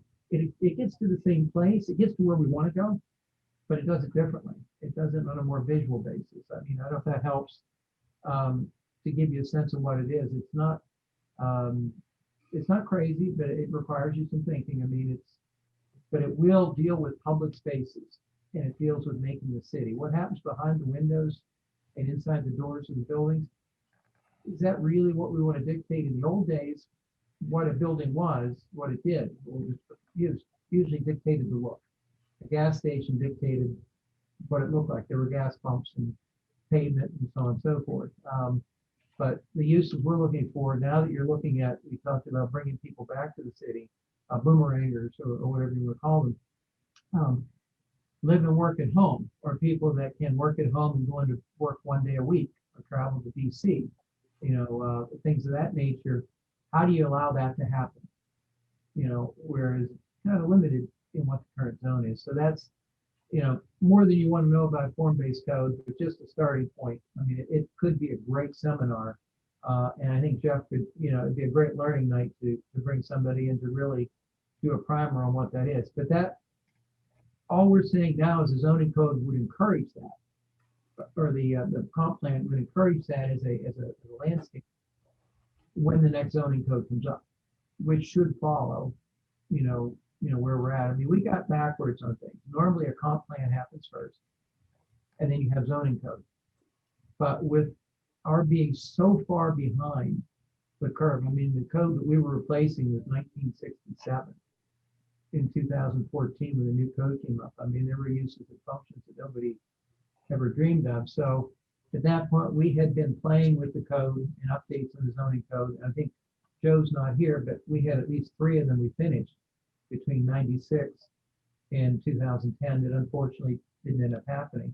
Those kind of formed the basis for what became 2014. But they were all living long before form-based codes became where the world's going.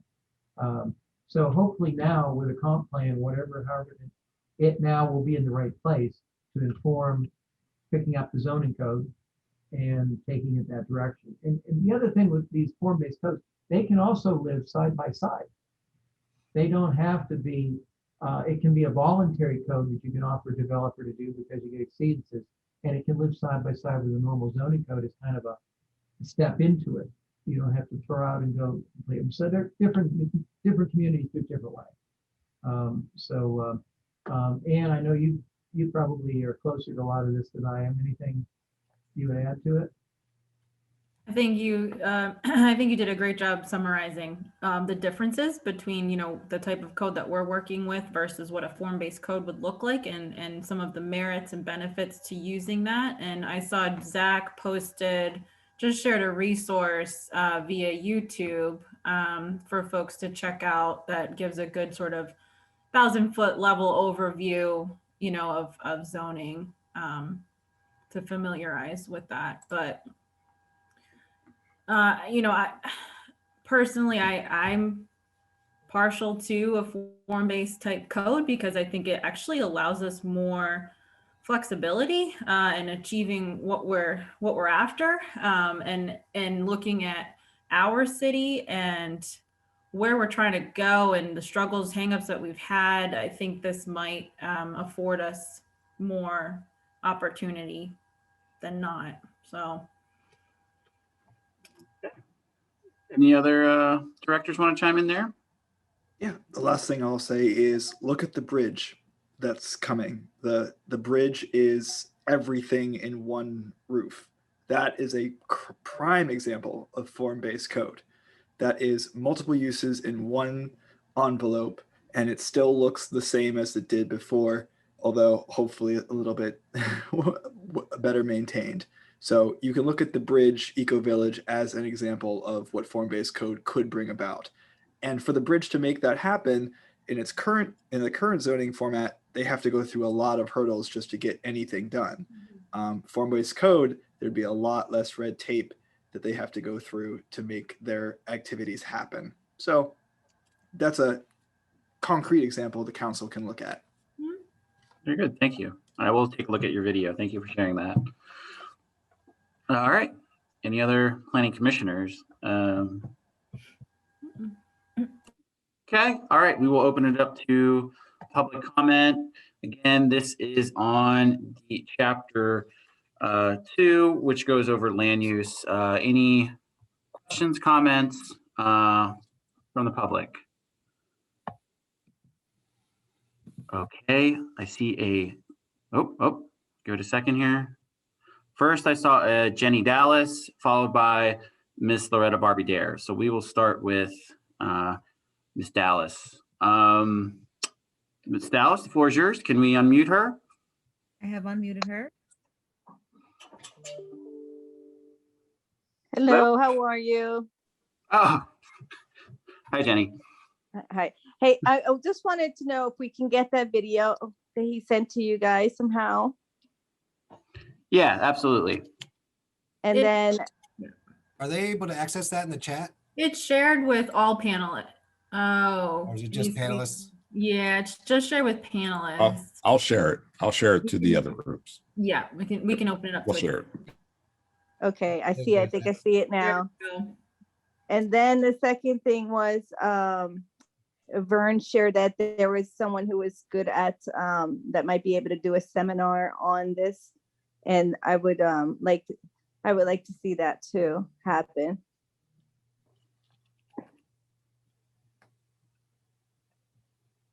And that's all I have to say. Thank you. This was very good. Thank you. All right. Let's see if there's any other hands up. I know Ms. Dare had her, but now it's down. Okay. I don't see any other hands. Oh, there she is again. Okay. Can we unmute Ms. Loretta Barbie Dare? She's able to speak. Thank you. I just wanted to let you know that Jenny asked the question that I was going to ask. That's why I lowered my hand. And your question was on the seminar piece or to see the video? The link to see the video. And okay. So it's in chat, so I got it. Thank you. Very good. Thank you. Okay, we also have a Miss Winnie O who has her hand raised. I'll go ahead and allow her to talk. Very good. Thank you. Yes, hi. I caught the last part of the question about the seminar. I wanted to make sure I clearly heard what her request was. But also I would like to kind of hold my fuller question for perhaps the integration chapter, but especially when it comes to land use, I would definitely like to see how in this round of community commenting, what the involvement or the outreach that we're going to see, especially via these official channels. I'm looking forward to see how that's going to go prior to the final decision making. That's it. And I would like for that to be, I hope that'll be definitely, as I believe Wes did, point out, a more, representative process for the broader community, because I know, again, not everybody has access to Zoom or the Facebook lunch and learns that the Harrisburg comprehensive plan does, community working group does. So whether we're outreaching through, even the city website, it's still quite difficult sometimes to find the information that is necessary for those who are interested to participate in these calls. So, just, expanding our outreach, whether, tagging our radio folks or our flyers or the mailers. I would just like to see a bit more of that from the official channels. Thank you. Very good. Thank you. Any other hands raised? I don't see any. Okay, I think we're good there. Hey, Oh, hey, good. hey. Yeah. Yep. Sorry. After taking a quick other look. So one of the things that, in this land use piece that I think is going to be critically important. And I don't know if we have any feedback or buy-in yet from the school district on uses of, existing facilities that, that they have that are, currently sitting vacant. I think in order for one of the things that while the school district doesn't come directly under the purview of the city, any school district is the lifeblood of a community, right? You don't have, if your community is going to grow and thrive and expand to, where I think many of us want our city to become, a place where people want to come, because we look, when our population is as static as it is, one of the things, the indicators for me is, the school district, right? A static population means we're not having, we're having, to me, I think the trend is very clear, especially with some of the people that I know, people come in, they, they're young professionals, they, begin their families or, begin their life. And then at a certain point, we have a lot of people that end up, moving out the city. I know I can just speak from, personal interactions with friends. And I think we all know people on here that just in the recent week, I stopped at the market, I got 4 or 5 friends that are like, hey, we're headed out. So, what integration at all have we done with the school district in terms of the planning on, from their perspective? Well, I think we did, as required by the MPC, we did provide this document to the school district and the county and adjacent municipalities. I don't know that we've heard back from them yet off the top of my head, gotten a formal response, but I think that's a good point. They're obviously in a period of transition right now under state receivership. There's opportunities out of that too. And I think that's, I don't personally know where the school district stands on a lot of things like their finances or how they plan on engaging with the city, but that's something, that I think would be higher level discussions amongst like the mayor's office and possibly city council as well. Okay, yeah, because I think a lot of the actions in here are things that, will take, actions of members of council as well as, just, some political will and community, continued community engagement to get done, right? Improving our, and I'll leave it there because I know we want to get to housing, I believe, later today as well. Okay. All right. We will move on. Just interrupt for 1 second before we move on to the next chapter. Yep, go ahead. We usually till the end of the meeting to do any type of public comment about something unrelated to the meeting, but we did just get word that due to the impending snow tomorrow, they have opened up the Locust Street garage for people to park. I wanted to say that now because I figured I didn't want to wait too late into the evening in case people were observing and watching this want to move their car. So sorry for a little infomercial in the middle of the meeting, but it was timely, so I wanted to kind of put that out. Much appreciated. Thank you. Okay, we'll move on to the final chapter of the evening, and that is housing. Mr. Knight, go right ahead. Sure. Everybody can see that housing slide up? Yep. Can everybody see the housing slide? No? No, not yet.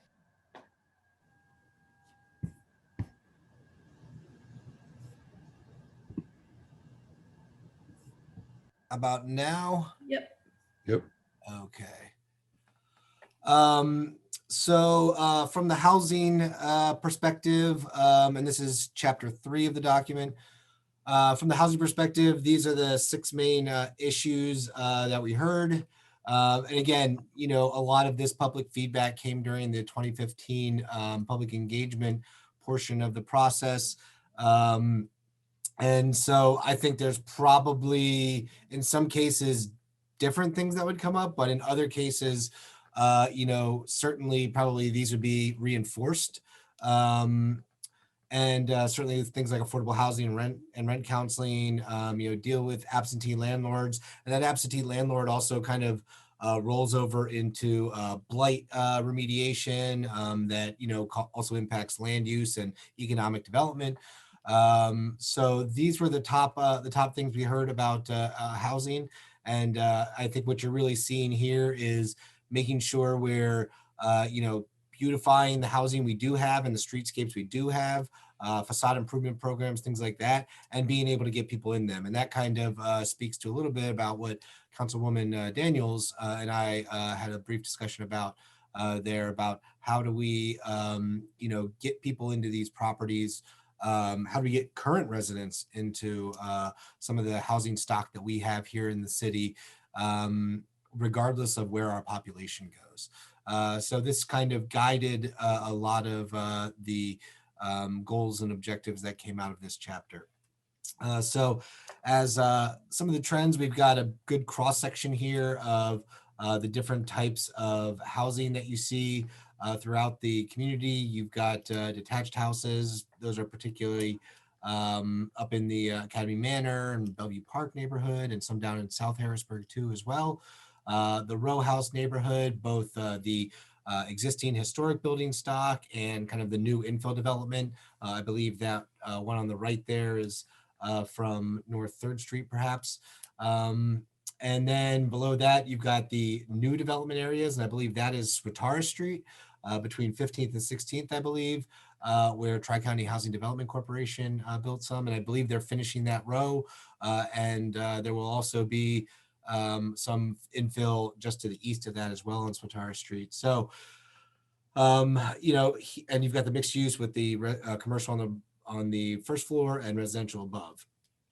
So we have, a pretty broad variety here in the city, and this doesn't even mention some of the denser, larger projects, whether those are conversions of existing commercial buildings that we've seen downtown in recent years, or some of the things like Linden Terrace, or the townhouse apartments over on Boas Street. So we actually do have a pretty good mix of housing here. That missing middle housing diagram you see down there at the bottom is really something you see in a lot of different communities where they have more detached, and then the multifamily dwellings happen to be, segregated from the detached housing. We do kind of have that cross section, but we could always both work to build more and ensure that our regulatory structure encourages the development of these different types of units. And we can also work on different types of units within these physical structures, like co-op buildings, and not just rental or for sale kind of situations. So, we do have a pretty good diversity of housing stock here in the city, but we could always work to enhance that. Here's a bit of statistical information about the housing stock, and I believe this is ACS data from 2017 or 2018, so maybe a little older, but I don't think there's been too much change as far as the numbers you see here. As far as housing units, we have pretty steady from 1990 to 2018. We've got 1,000 more units, and I would imagine we probably have more yet, especially with some of the apartment conversions of either institutional buildings or commercial buildings we've had. We have had some demo that the Codes Bureau does on an annual basis, but for the most part, I think we're seeing probably an increase in housing units. Now, what type of housing units those are, as we kind of mentioned before, is it 1 bedrooms and efficiencies, or are we kind of encouraging the more 2 and 3 bedroom units that are necessary for the family households in the city? And that's something I think that, the housing chapter here looks at. We have the occupancy numbers there to the right. And I don't think it's probably anything surprising that, we have a lot of renter occupied properties here in the city. A lot of a lot of properties and housing units are owned by either larger entities or homeowner or property owners that live outside the city, some of which are absentee, as noted in that first slide.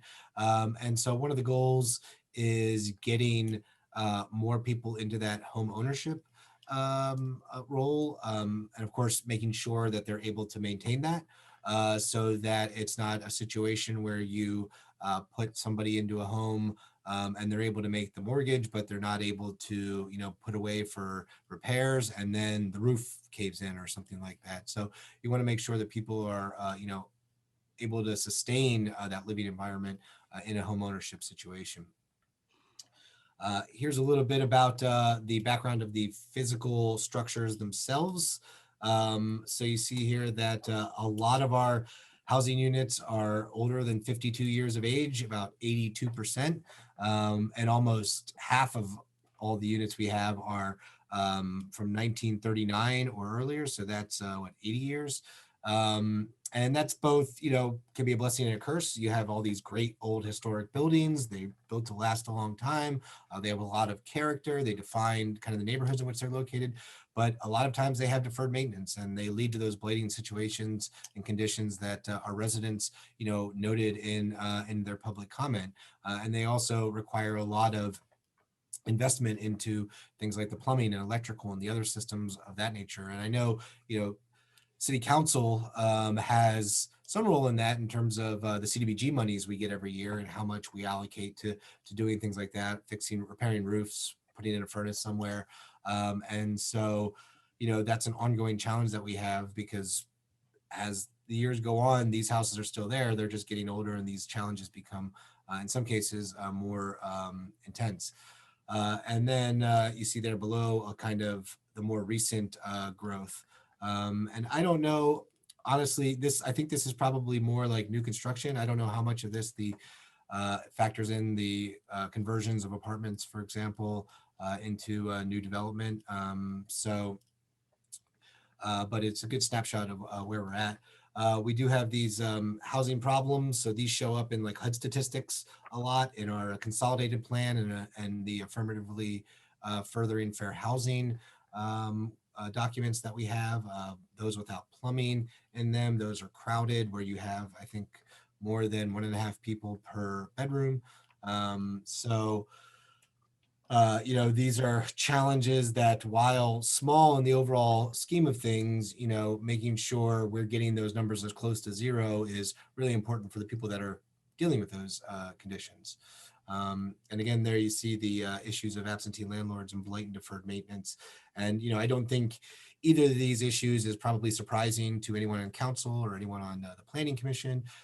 It's, an issue we've been dealing with for a long time. I think some of the issues can be traced to the codes enforcement process, especially when you get to the district justices and stuff that are hearing cases against property owners. And so I think there's a variety of things to tackle within that whole process. And, in some cases, the city and thus the comprehensive plan can have more of an impact than maybe in some of the others. This is a little bit about the housing values and the types of housing that we have here. You can kind of see housing value has gone up between 2000 and 2018.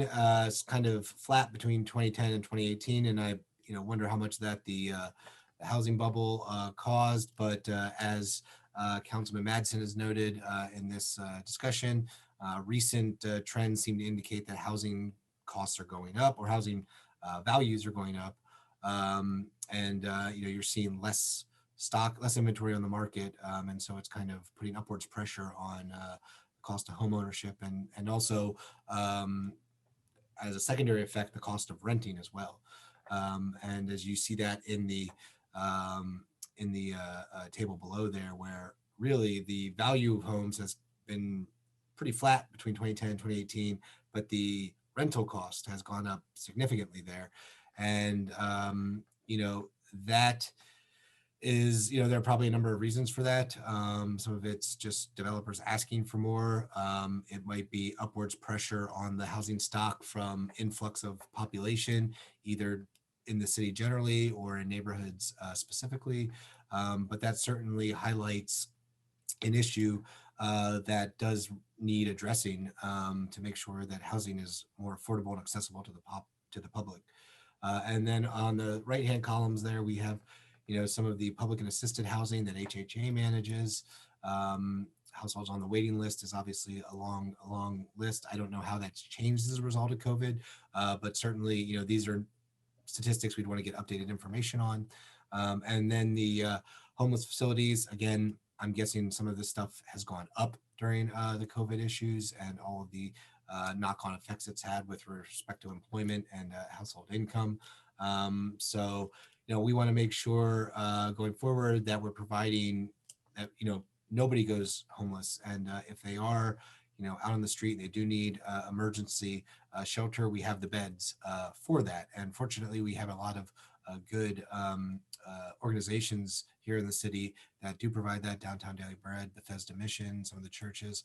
But a lot of times that can be a year-to-year thing about whether that availability is there. And so we want to make sure, that's more of a maybe permanent or consistent avenue to help people. And also that it's, that they're located throughout the city so that it's easier for people to access within their own communities.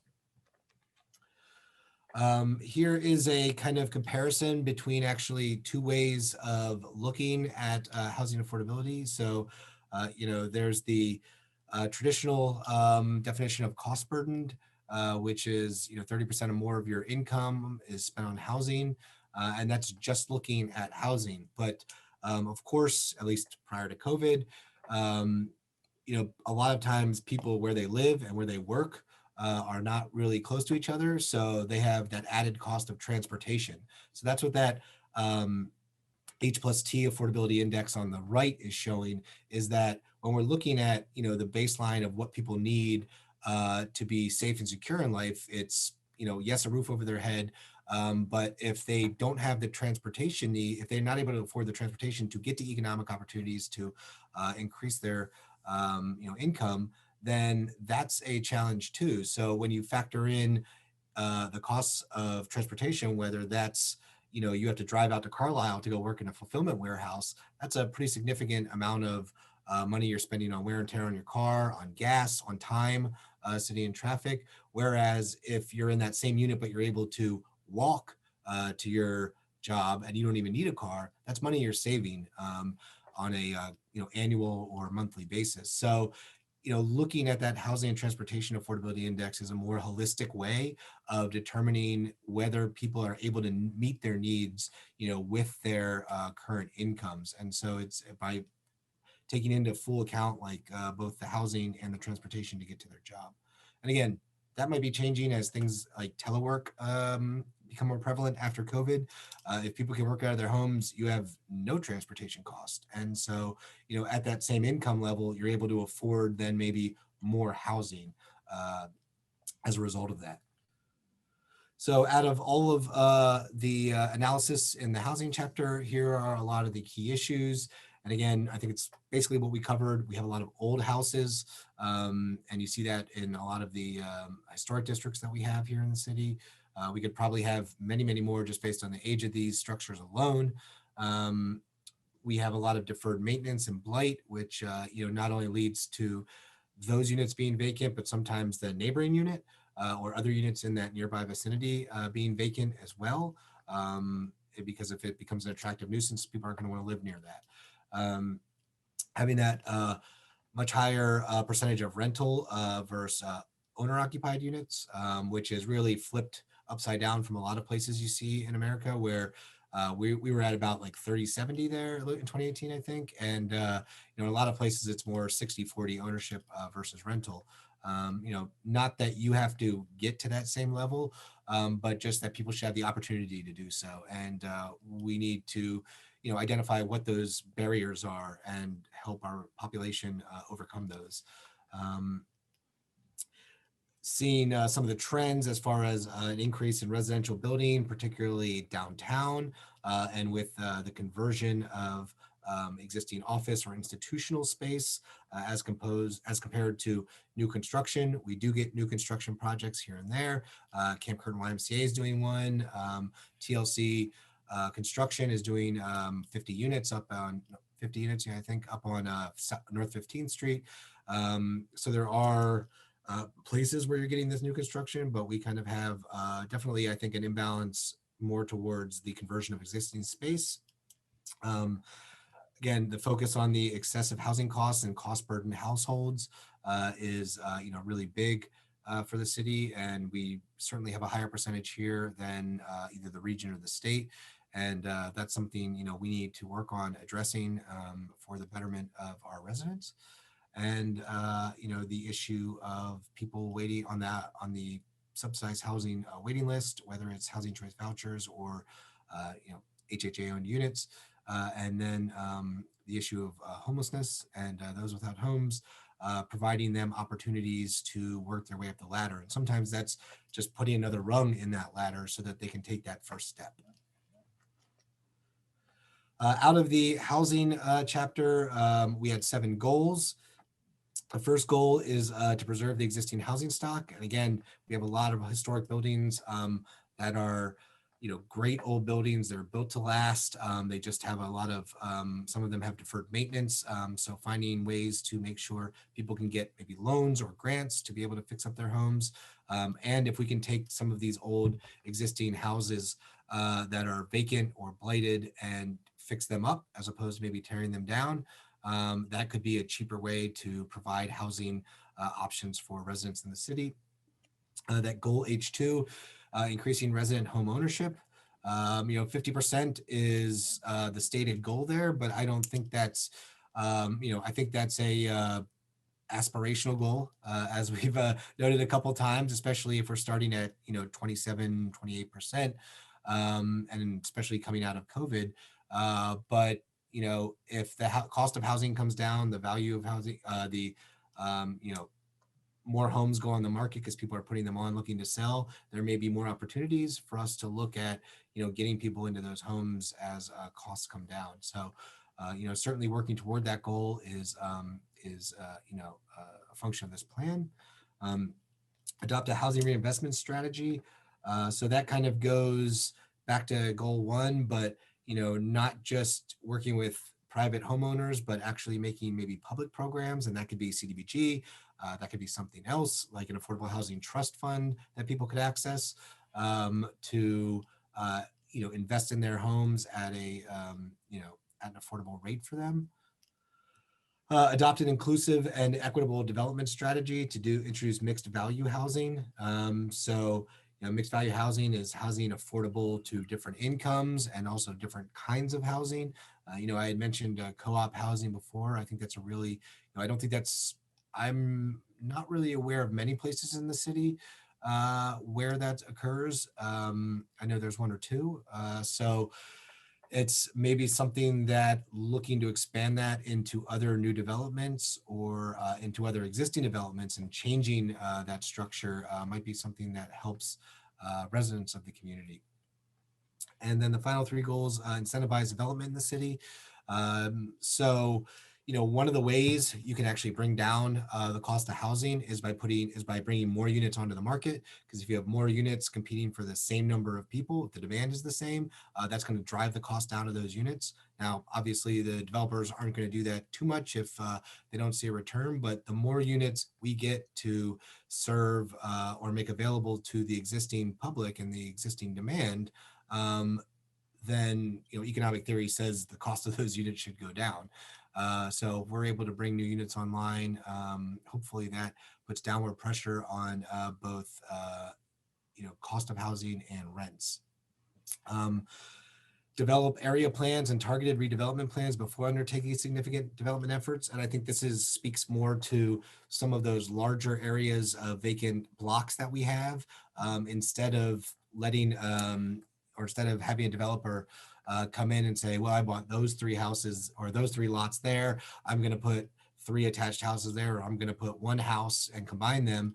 If we're able to look at those big blocks of contiguous vacant properties and say, what works best for this as an area?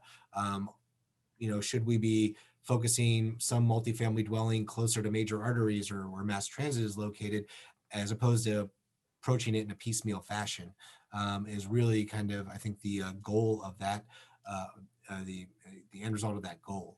And, we certainly have places like that throughout the community, 6th and 7th Street corridor, South Allison Hill, South Side. So, I think there's a bunch of different approaches you can take to that particular goal. And then finally, goal 7, ensure quality housing is attainable and available for all city residents. And really that could be, goal 1, because that's kind of the overarching premise of this chapter is, housing is a right, making sure that people can get into a place that suits their needs. If they have children, there's multiple bedrooms. If they want something smaller, they can find that as well. That's really kind of the overarching theme of the chapter is, making sure that the people that we have here in the city right now, as well as those that will live here in the city in the future, have various options at their disposal so that they have a choice of how to live. They're not kind of forced to live somehow in some way that maybe doesn't work best for them. So with that, that's the end of the housing chapter. I have a few more slides. I don't know if you want me to just cover those really quick, or you want to touch those at the end. I want to just go ahead and do them real quick. Okay, so this second to last slide here is the kind of next steps. Talks about the next meeting, which is February 24th. Actually, but never mind. I misunderstood. Well, let's wait for this at the end. Okay. Yeah. We do next steps. We'll just keep it on the topic of the housing chapter. Okay. Okay. Did the planning commissioners have anything they want to add in additional to Mr. Knight's presentation?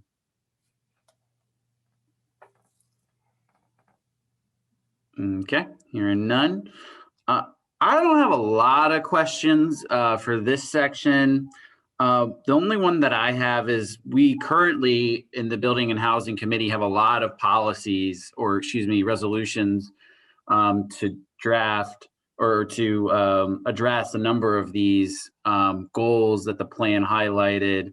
I guess my question is, and I know the document was drafted before knowing that we were going to adopt these policies. How many of the goals would you say sort of get addressed through the current legislation that's in the Building and Housing Committee under the assumption that they get passed? I think probably goal H5 there, incentivizing development in the city, with the affordable housing legislation as like an opt-in with the benefits to developers that are provided there as far as more density, as far as a higher building, taller building, that will hopefully bring more units on into the city's housing inventory. I don't know that necessarily addresses the aspect of, the types of housing, like number of bedrooms or anything like that. But, that's certainly something that we can look at addressing, or council can look at addressing into the future.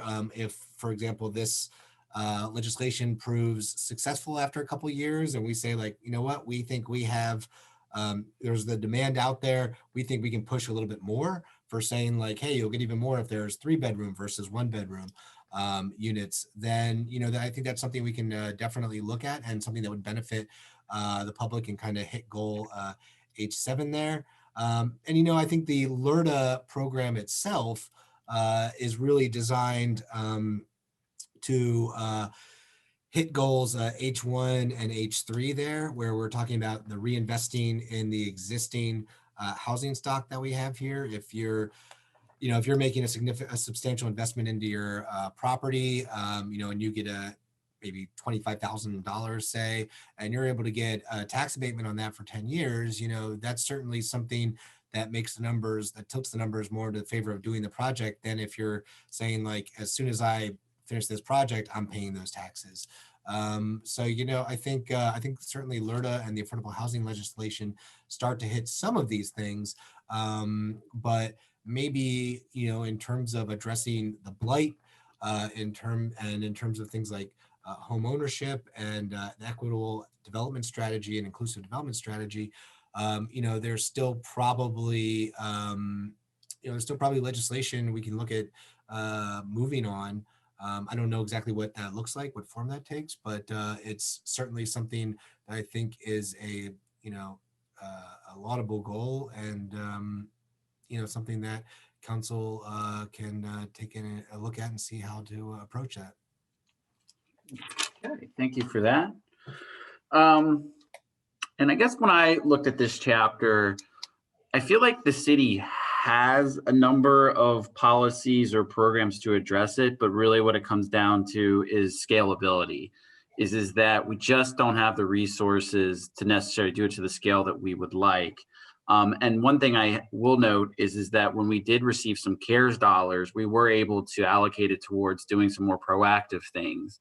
So maybe this kind of goes back to the point of advocating for more federal policy. While we hear talk that there may be some large legislation around infrastructure, I think that would benefit the city a lot in terms of addressing some resources that we have to allocate towards, say, fixing our roads, addressing the pothole issues. We could then use to allocate dollars towards addressing some of these other things. Also, if the federal government fully funded HUD, I think we could do a more expansive programs to assist with housing.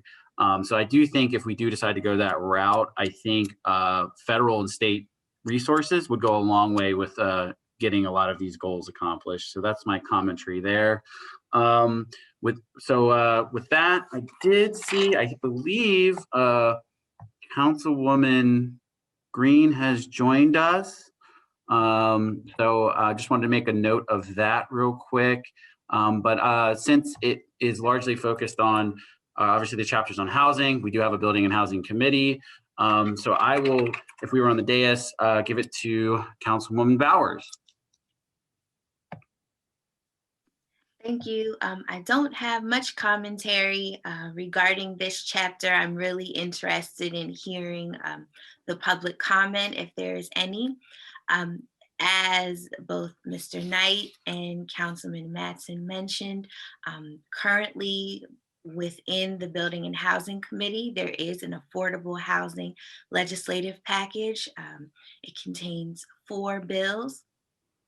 Bill 16 of 2020 is the primary bill within the package, and that bill establishes an affordable housing program within the city of Harrisburg. It is the focal point because the program has to be established before we can add in some of the incentives that were discussed throughout the chapter. But I am hopeful that the package as a whole will assist in achieving some of the goals and objectives that were outlined within the chapter. So I just am curious and interested very much to hear from the public regarding some of the themes outlined. Very good. Thank you for that.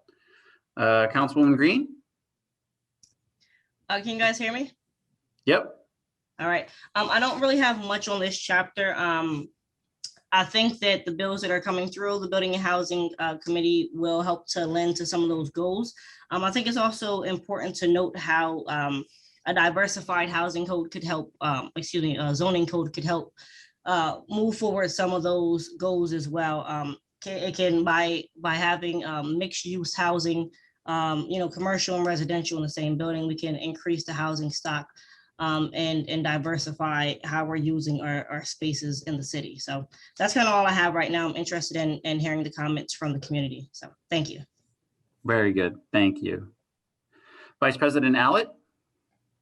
I too, it's interesting. I feel like this chapter is something we have been discussing very often for a while, particularly beginning with the Penn State project we had and all throughout. So I do want to, I appreciate some of the data coming out of this particular chapter.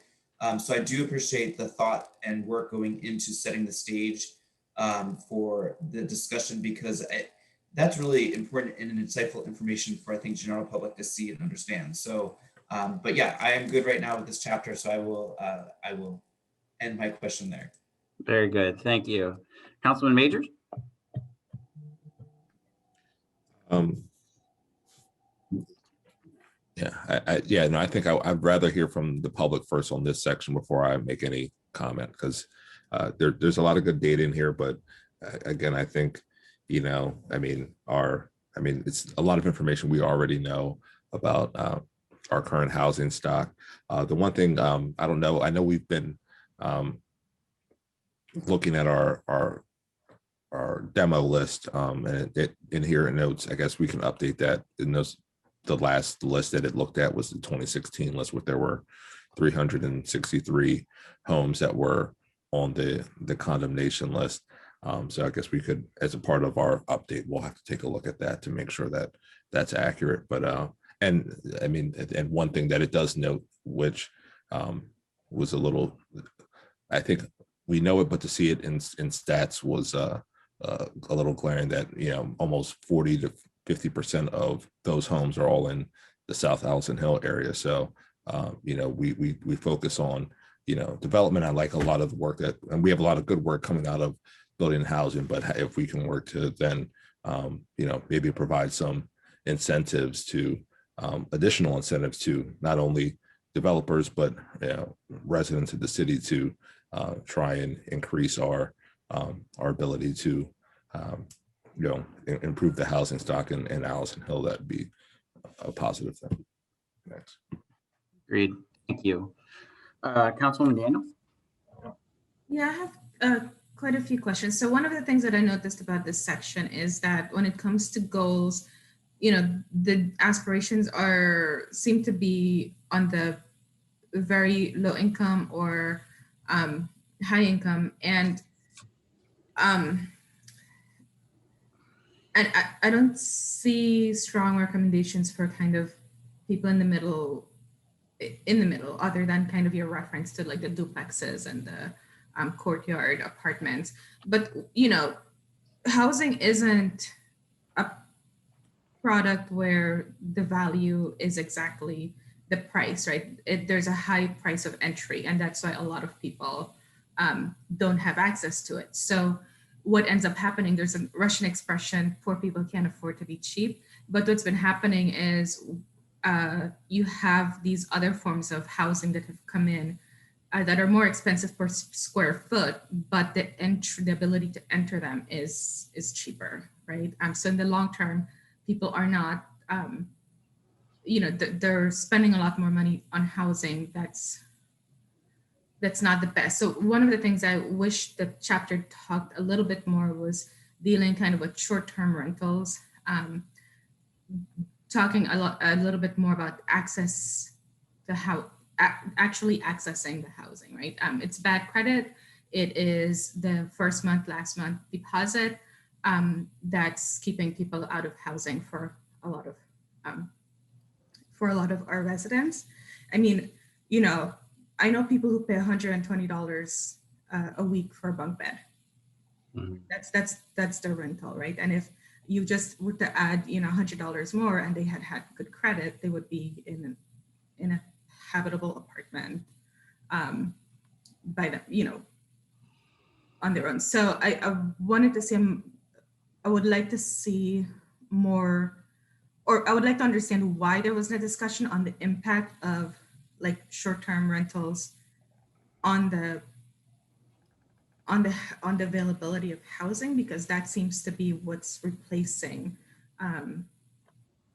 traditional rental units in this current economy, where people just don't have that, you know, they're not making enough to save that first month, last month, whatever the rate is right now, or their credit isn't the best. So they're stuck either going to slumlords or, you know, depending on Couchsurfing or whatever, Airbnb, whatever is out there.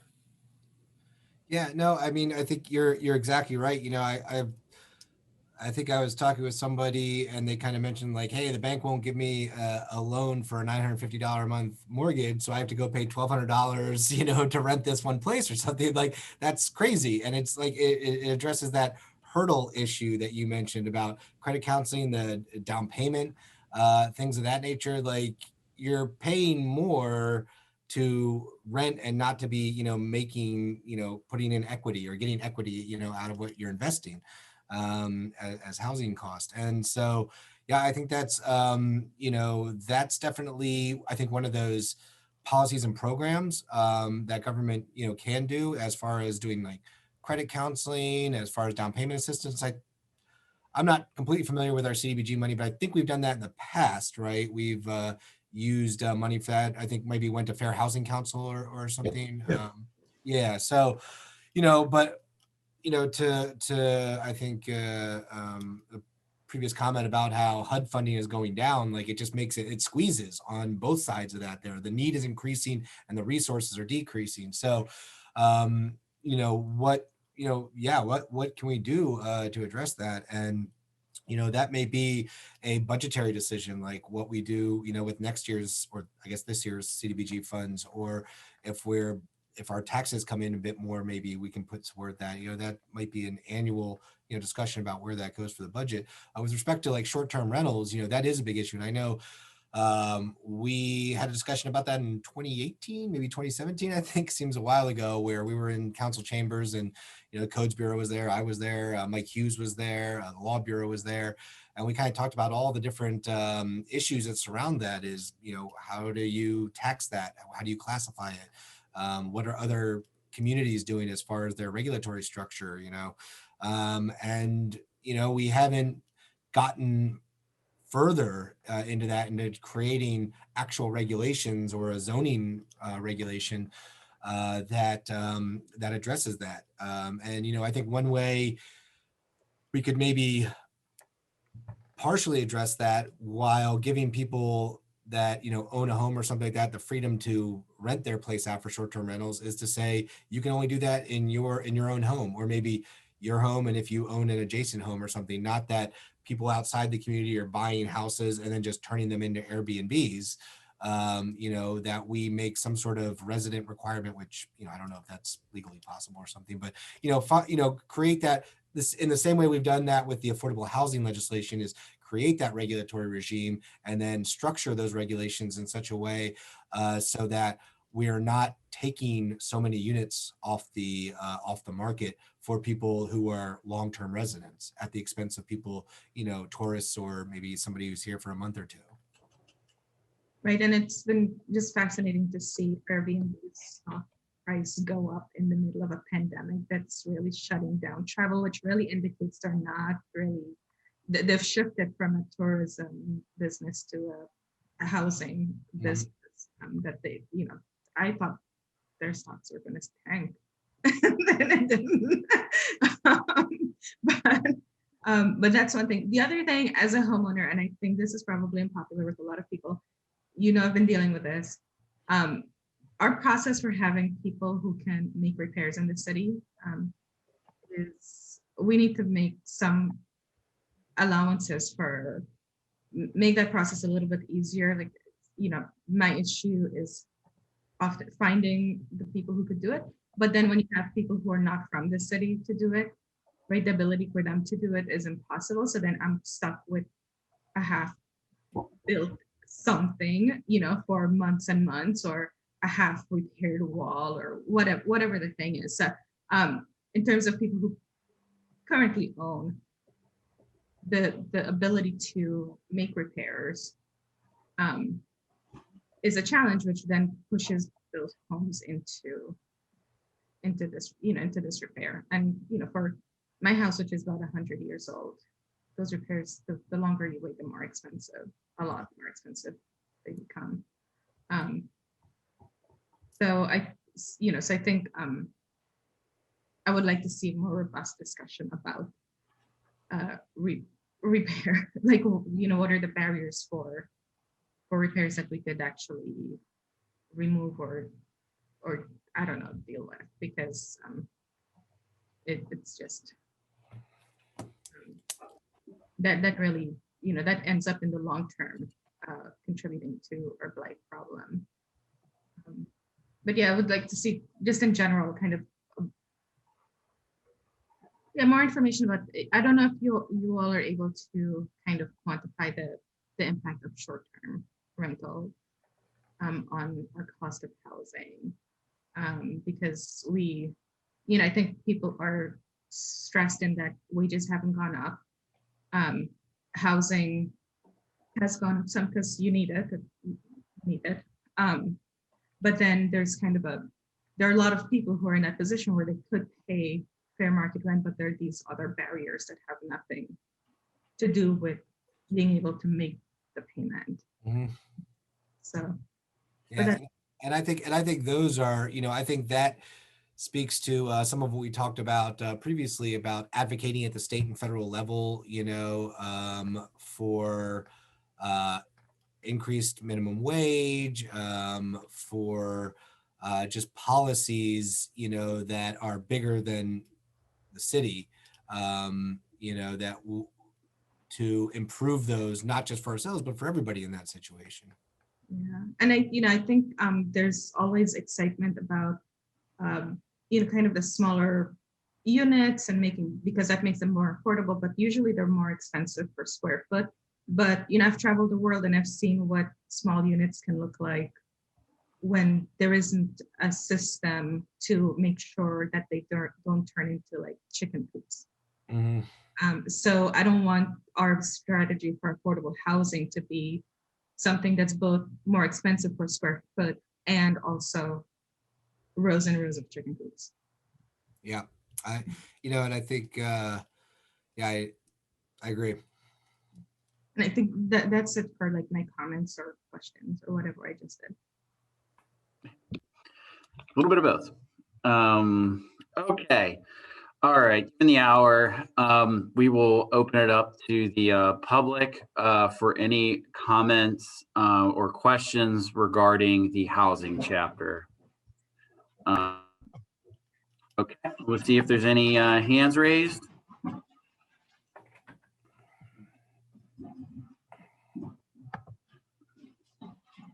I'm sorry, I'm having trouble accessing the chat. Ms. Houston, do you see any hands raised? I do not at this time. Okay, one last call for housing from the public. Any comments? Oh, got it now. I do not see any hands raised. Okay. All right, well, we'll close that out with the housing section or portion. Next, we will have Mr. Knight, who is going to share next steps on his slide. Do that, and then probably close it out for the evening then. So, Mr. Knight, go ahead. Okay. All right, let's see here. So, as noted, here's the next steps, both short-term and for the rest of the process, whenever that is. As noted, that February 23rd should be 24th. I cannot count 7 days apparently. So that'll be next Wednesday. We will be discussing mobility and access, economic development, and energy and utilities. And then the third and final session will be on March 10th. As I noted, March 3rd will be the Planning Commission meeting. And we will discuss the Park, Civic, and Open Space chapter and the Historic and Cultural Resources, as well as energy and utilities. And so after that, really, the process gets a little bit more open-ended. And it's really kind of up to City Council how they decide to go. You may decide to go that you've liked what you've heard from the public so far, both through the written comments that you've received, as well as from comments received at this webinar and the future ones, and go right and do the mandated public hearing, at which you kind of discuss the document, the comments you've received, and maybe how you'd like to fold those in. You may decide to hold a follow-up meeting. I think that's, really, again, ultimately up to you. And then after the public hearing, whenever that is, you would have the legislative session at which you would vote on the final document. And then I believe the actual adoption is the City Council vote plus 30 days till the comp plan becomes effective. And so then after that, we kind of decide what direction we'd like to go in, as far as do we roll right into a zoning code amendment or zoning code redraft? Do we start looking at neighborhood plans? And so, depending on when that is, we can look to start putting together, an RFP for that shortly thereafter the process is done. And so, after March 10th, I think there's still up in the air, but, certainly encourage the public to follow the page and make sure that on our behalf that we're keeping them updated about what dates are coming up and far enough in advance so that they're able to attend. Hopefully, maybe at some point we're able to have an in-person meeting for this. I don't know, depending on the rollout and how long it takes. It's good to be at this next step here in the process, and I'm looking forward to the final steps. And one last slide that I wanted to show was this is one of the things I had mentioned at the beginning of this webinar as a way for us to track our progress toward meeting the goals of the comprehensive plan, and for the public to be able to track our progress toward it and what we're doing, and to be able to, so there's extra transparency so that the public can, keep us on task. And it's going to be a comprehensive plan webpage. And as you can see there, right below whatever we do, this is just a mock-up that I had our planner one bring up. We'll have like a banner, and then there'll be a little bit of description about what the plan is, maybe the process by which we did this. And then below that, there will be a map for each of the chapters that's here. So, and it'll have a lot of the data that you see in the plan itself in a visual format. And it'll also be a way for us to track our progress. So we'll probably update it annually. I think we were kind of kicking around the idea of holding annual comp plan updates in December because the Planning Commission doesn't usually meet then to discuss cases. So that's their 1 month off, but maybe we can do a 30-minute, hour-long update on the plan, and we'll be able to track the progress of new transportation investments, new projects as they come online for each of these chapters. So if we, for example, have a new master plan we're doing for a park, we can put it in there and attach it as a PDF document within one of these GIS maps. So this will be a good way for us to track the progress.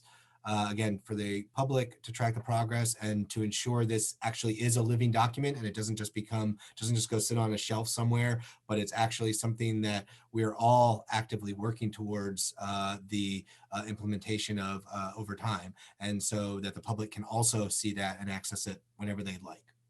So, this is just, like I said, mock up for now, but as we get towards the end of the process, we'll have something a little bit more fleshed out for you all. Very good. Thank you, Mr. Knight. I've muted myself. Yeah, so thank you for that. I think the big question will be, obviously in this new reality that we live in, there are a lot of folks in the community that don't have access to Wi-Fi or laptops or smartphones. We, again, as I stated in my opening comments, we want to make sure this is inclusive as a process as possible, that anybody and everybody who would like to provide a comment has the ability to do so. And yeah, so that's something we're just going to have to figure out or navigate given these realities. I would love to do in person. Obviously, safety is the big thing there. And then also there's some sort of legal questions as well as to, if we can only fit so many people in one space, are we denying people access to a public meeting? So there's a lot that we'll have to work out with our city solicitor. But this is a conversation we'll have internally amongst ourselves as council members and hopefully figure out a strategy to adapt to get as much participation as possible. So we are working through that.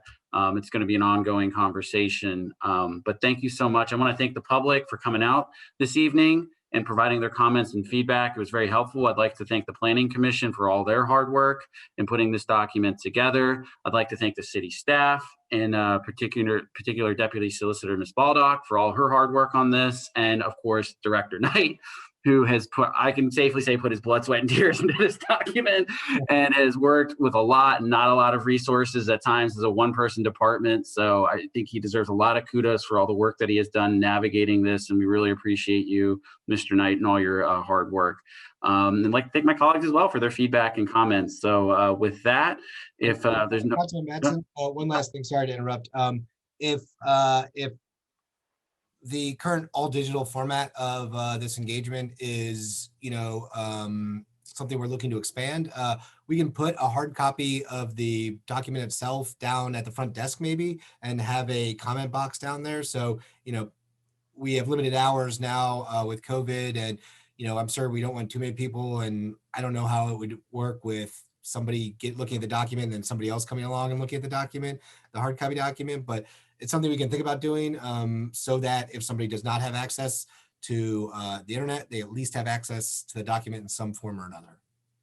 Absolutely. And I think that's a great suggestion. And I think that's something we kind of need to figure out is to that population that just does not have technology and would like to comment or provide feedback. How do we get them to document? So we'll continue to have that conversation while I'm going through the process. Well, again, yep, I'm taking suggestions now. Thank you for that. One suggestion was look at local libraries. Yeah, I think that's a solid suggestion as well. I'm sure a lot of our neighborhood associations will have some feedback as well as how to do that in community groups. So again, if anybody out there is a community leader and has feedback, please let us know. But with that, if there's any, I'll open it up to my colleagues for any other comments, and then we'll close it out. Any other comments from council members?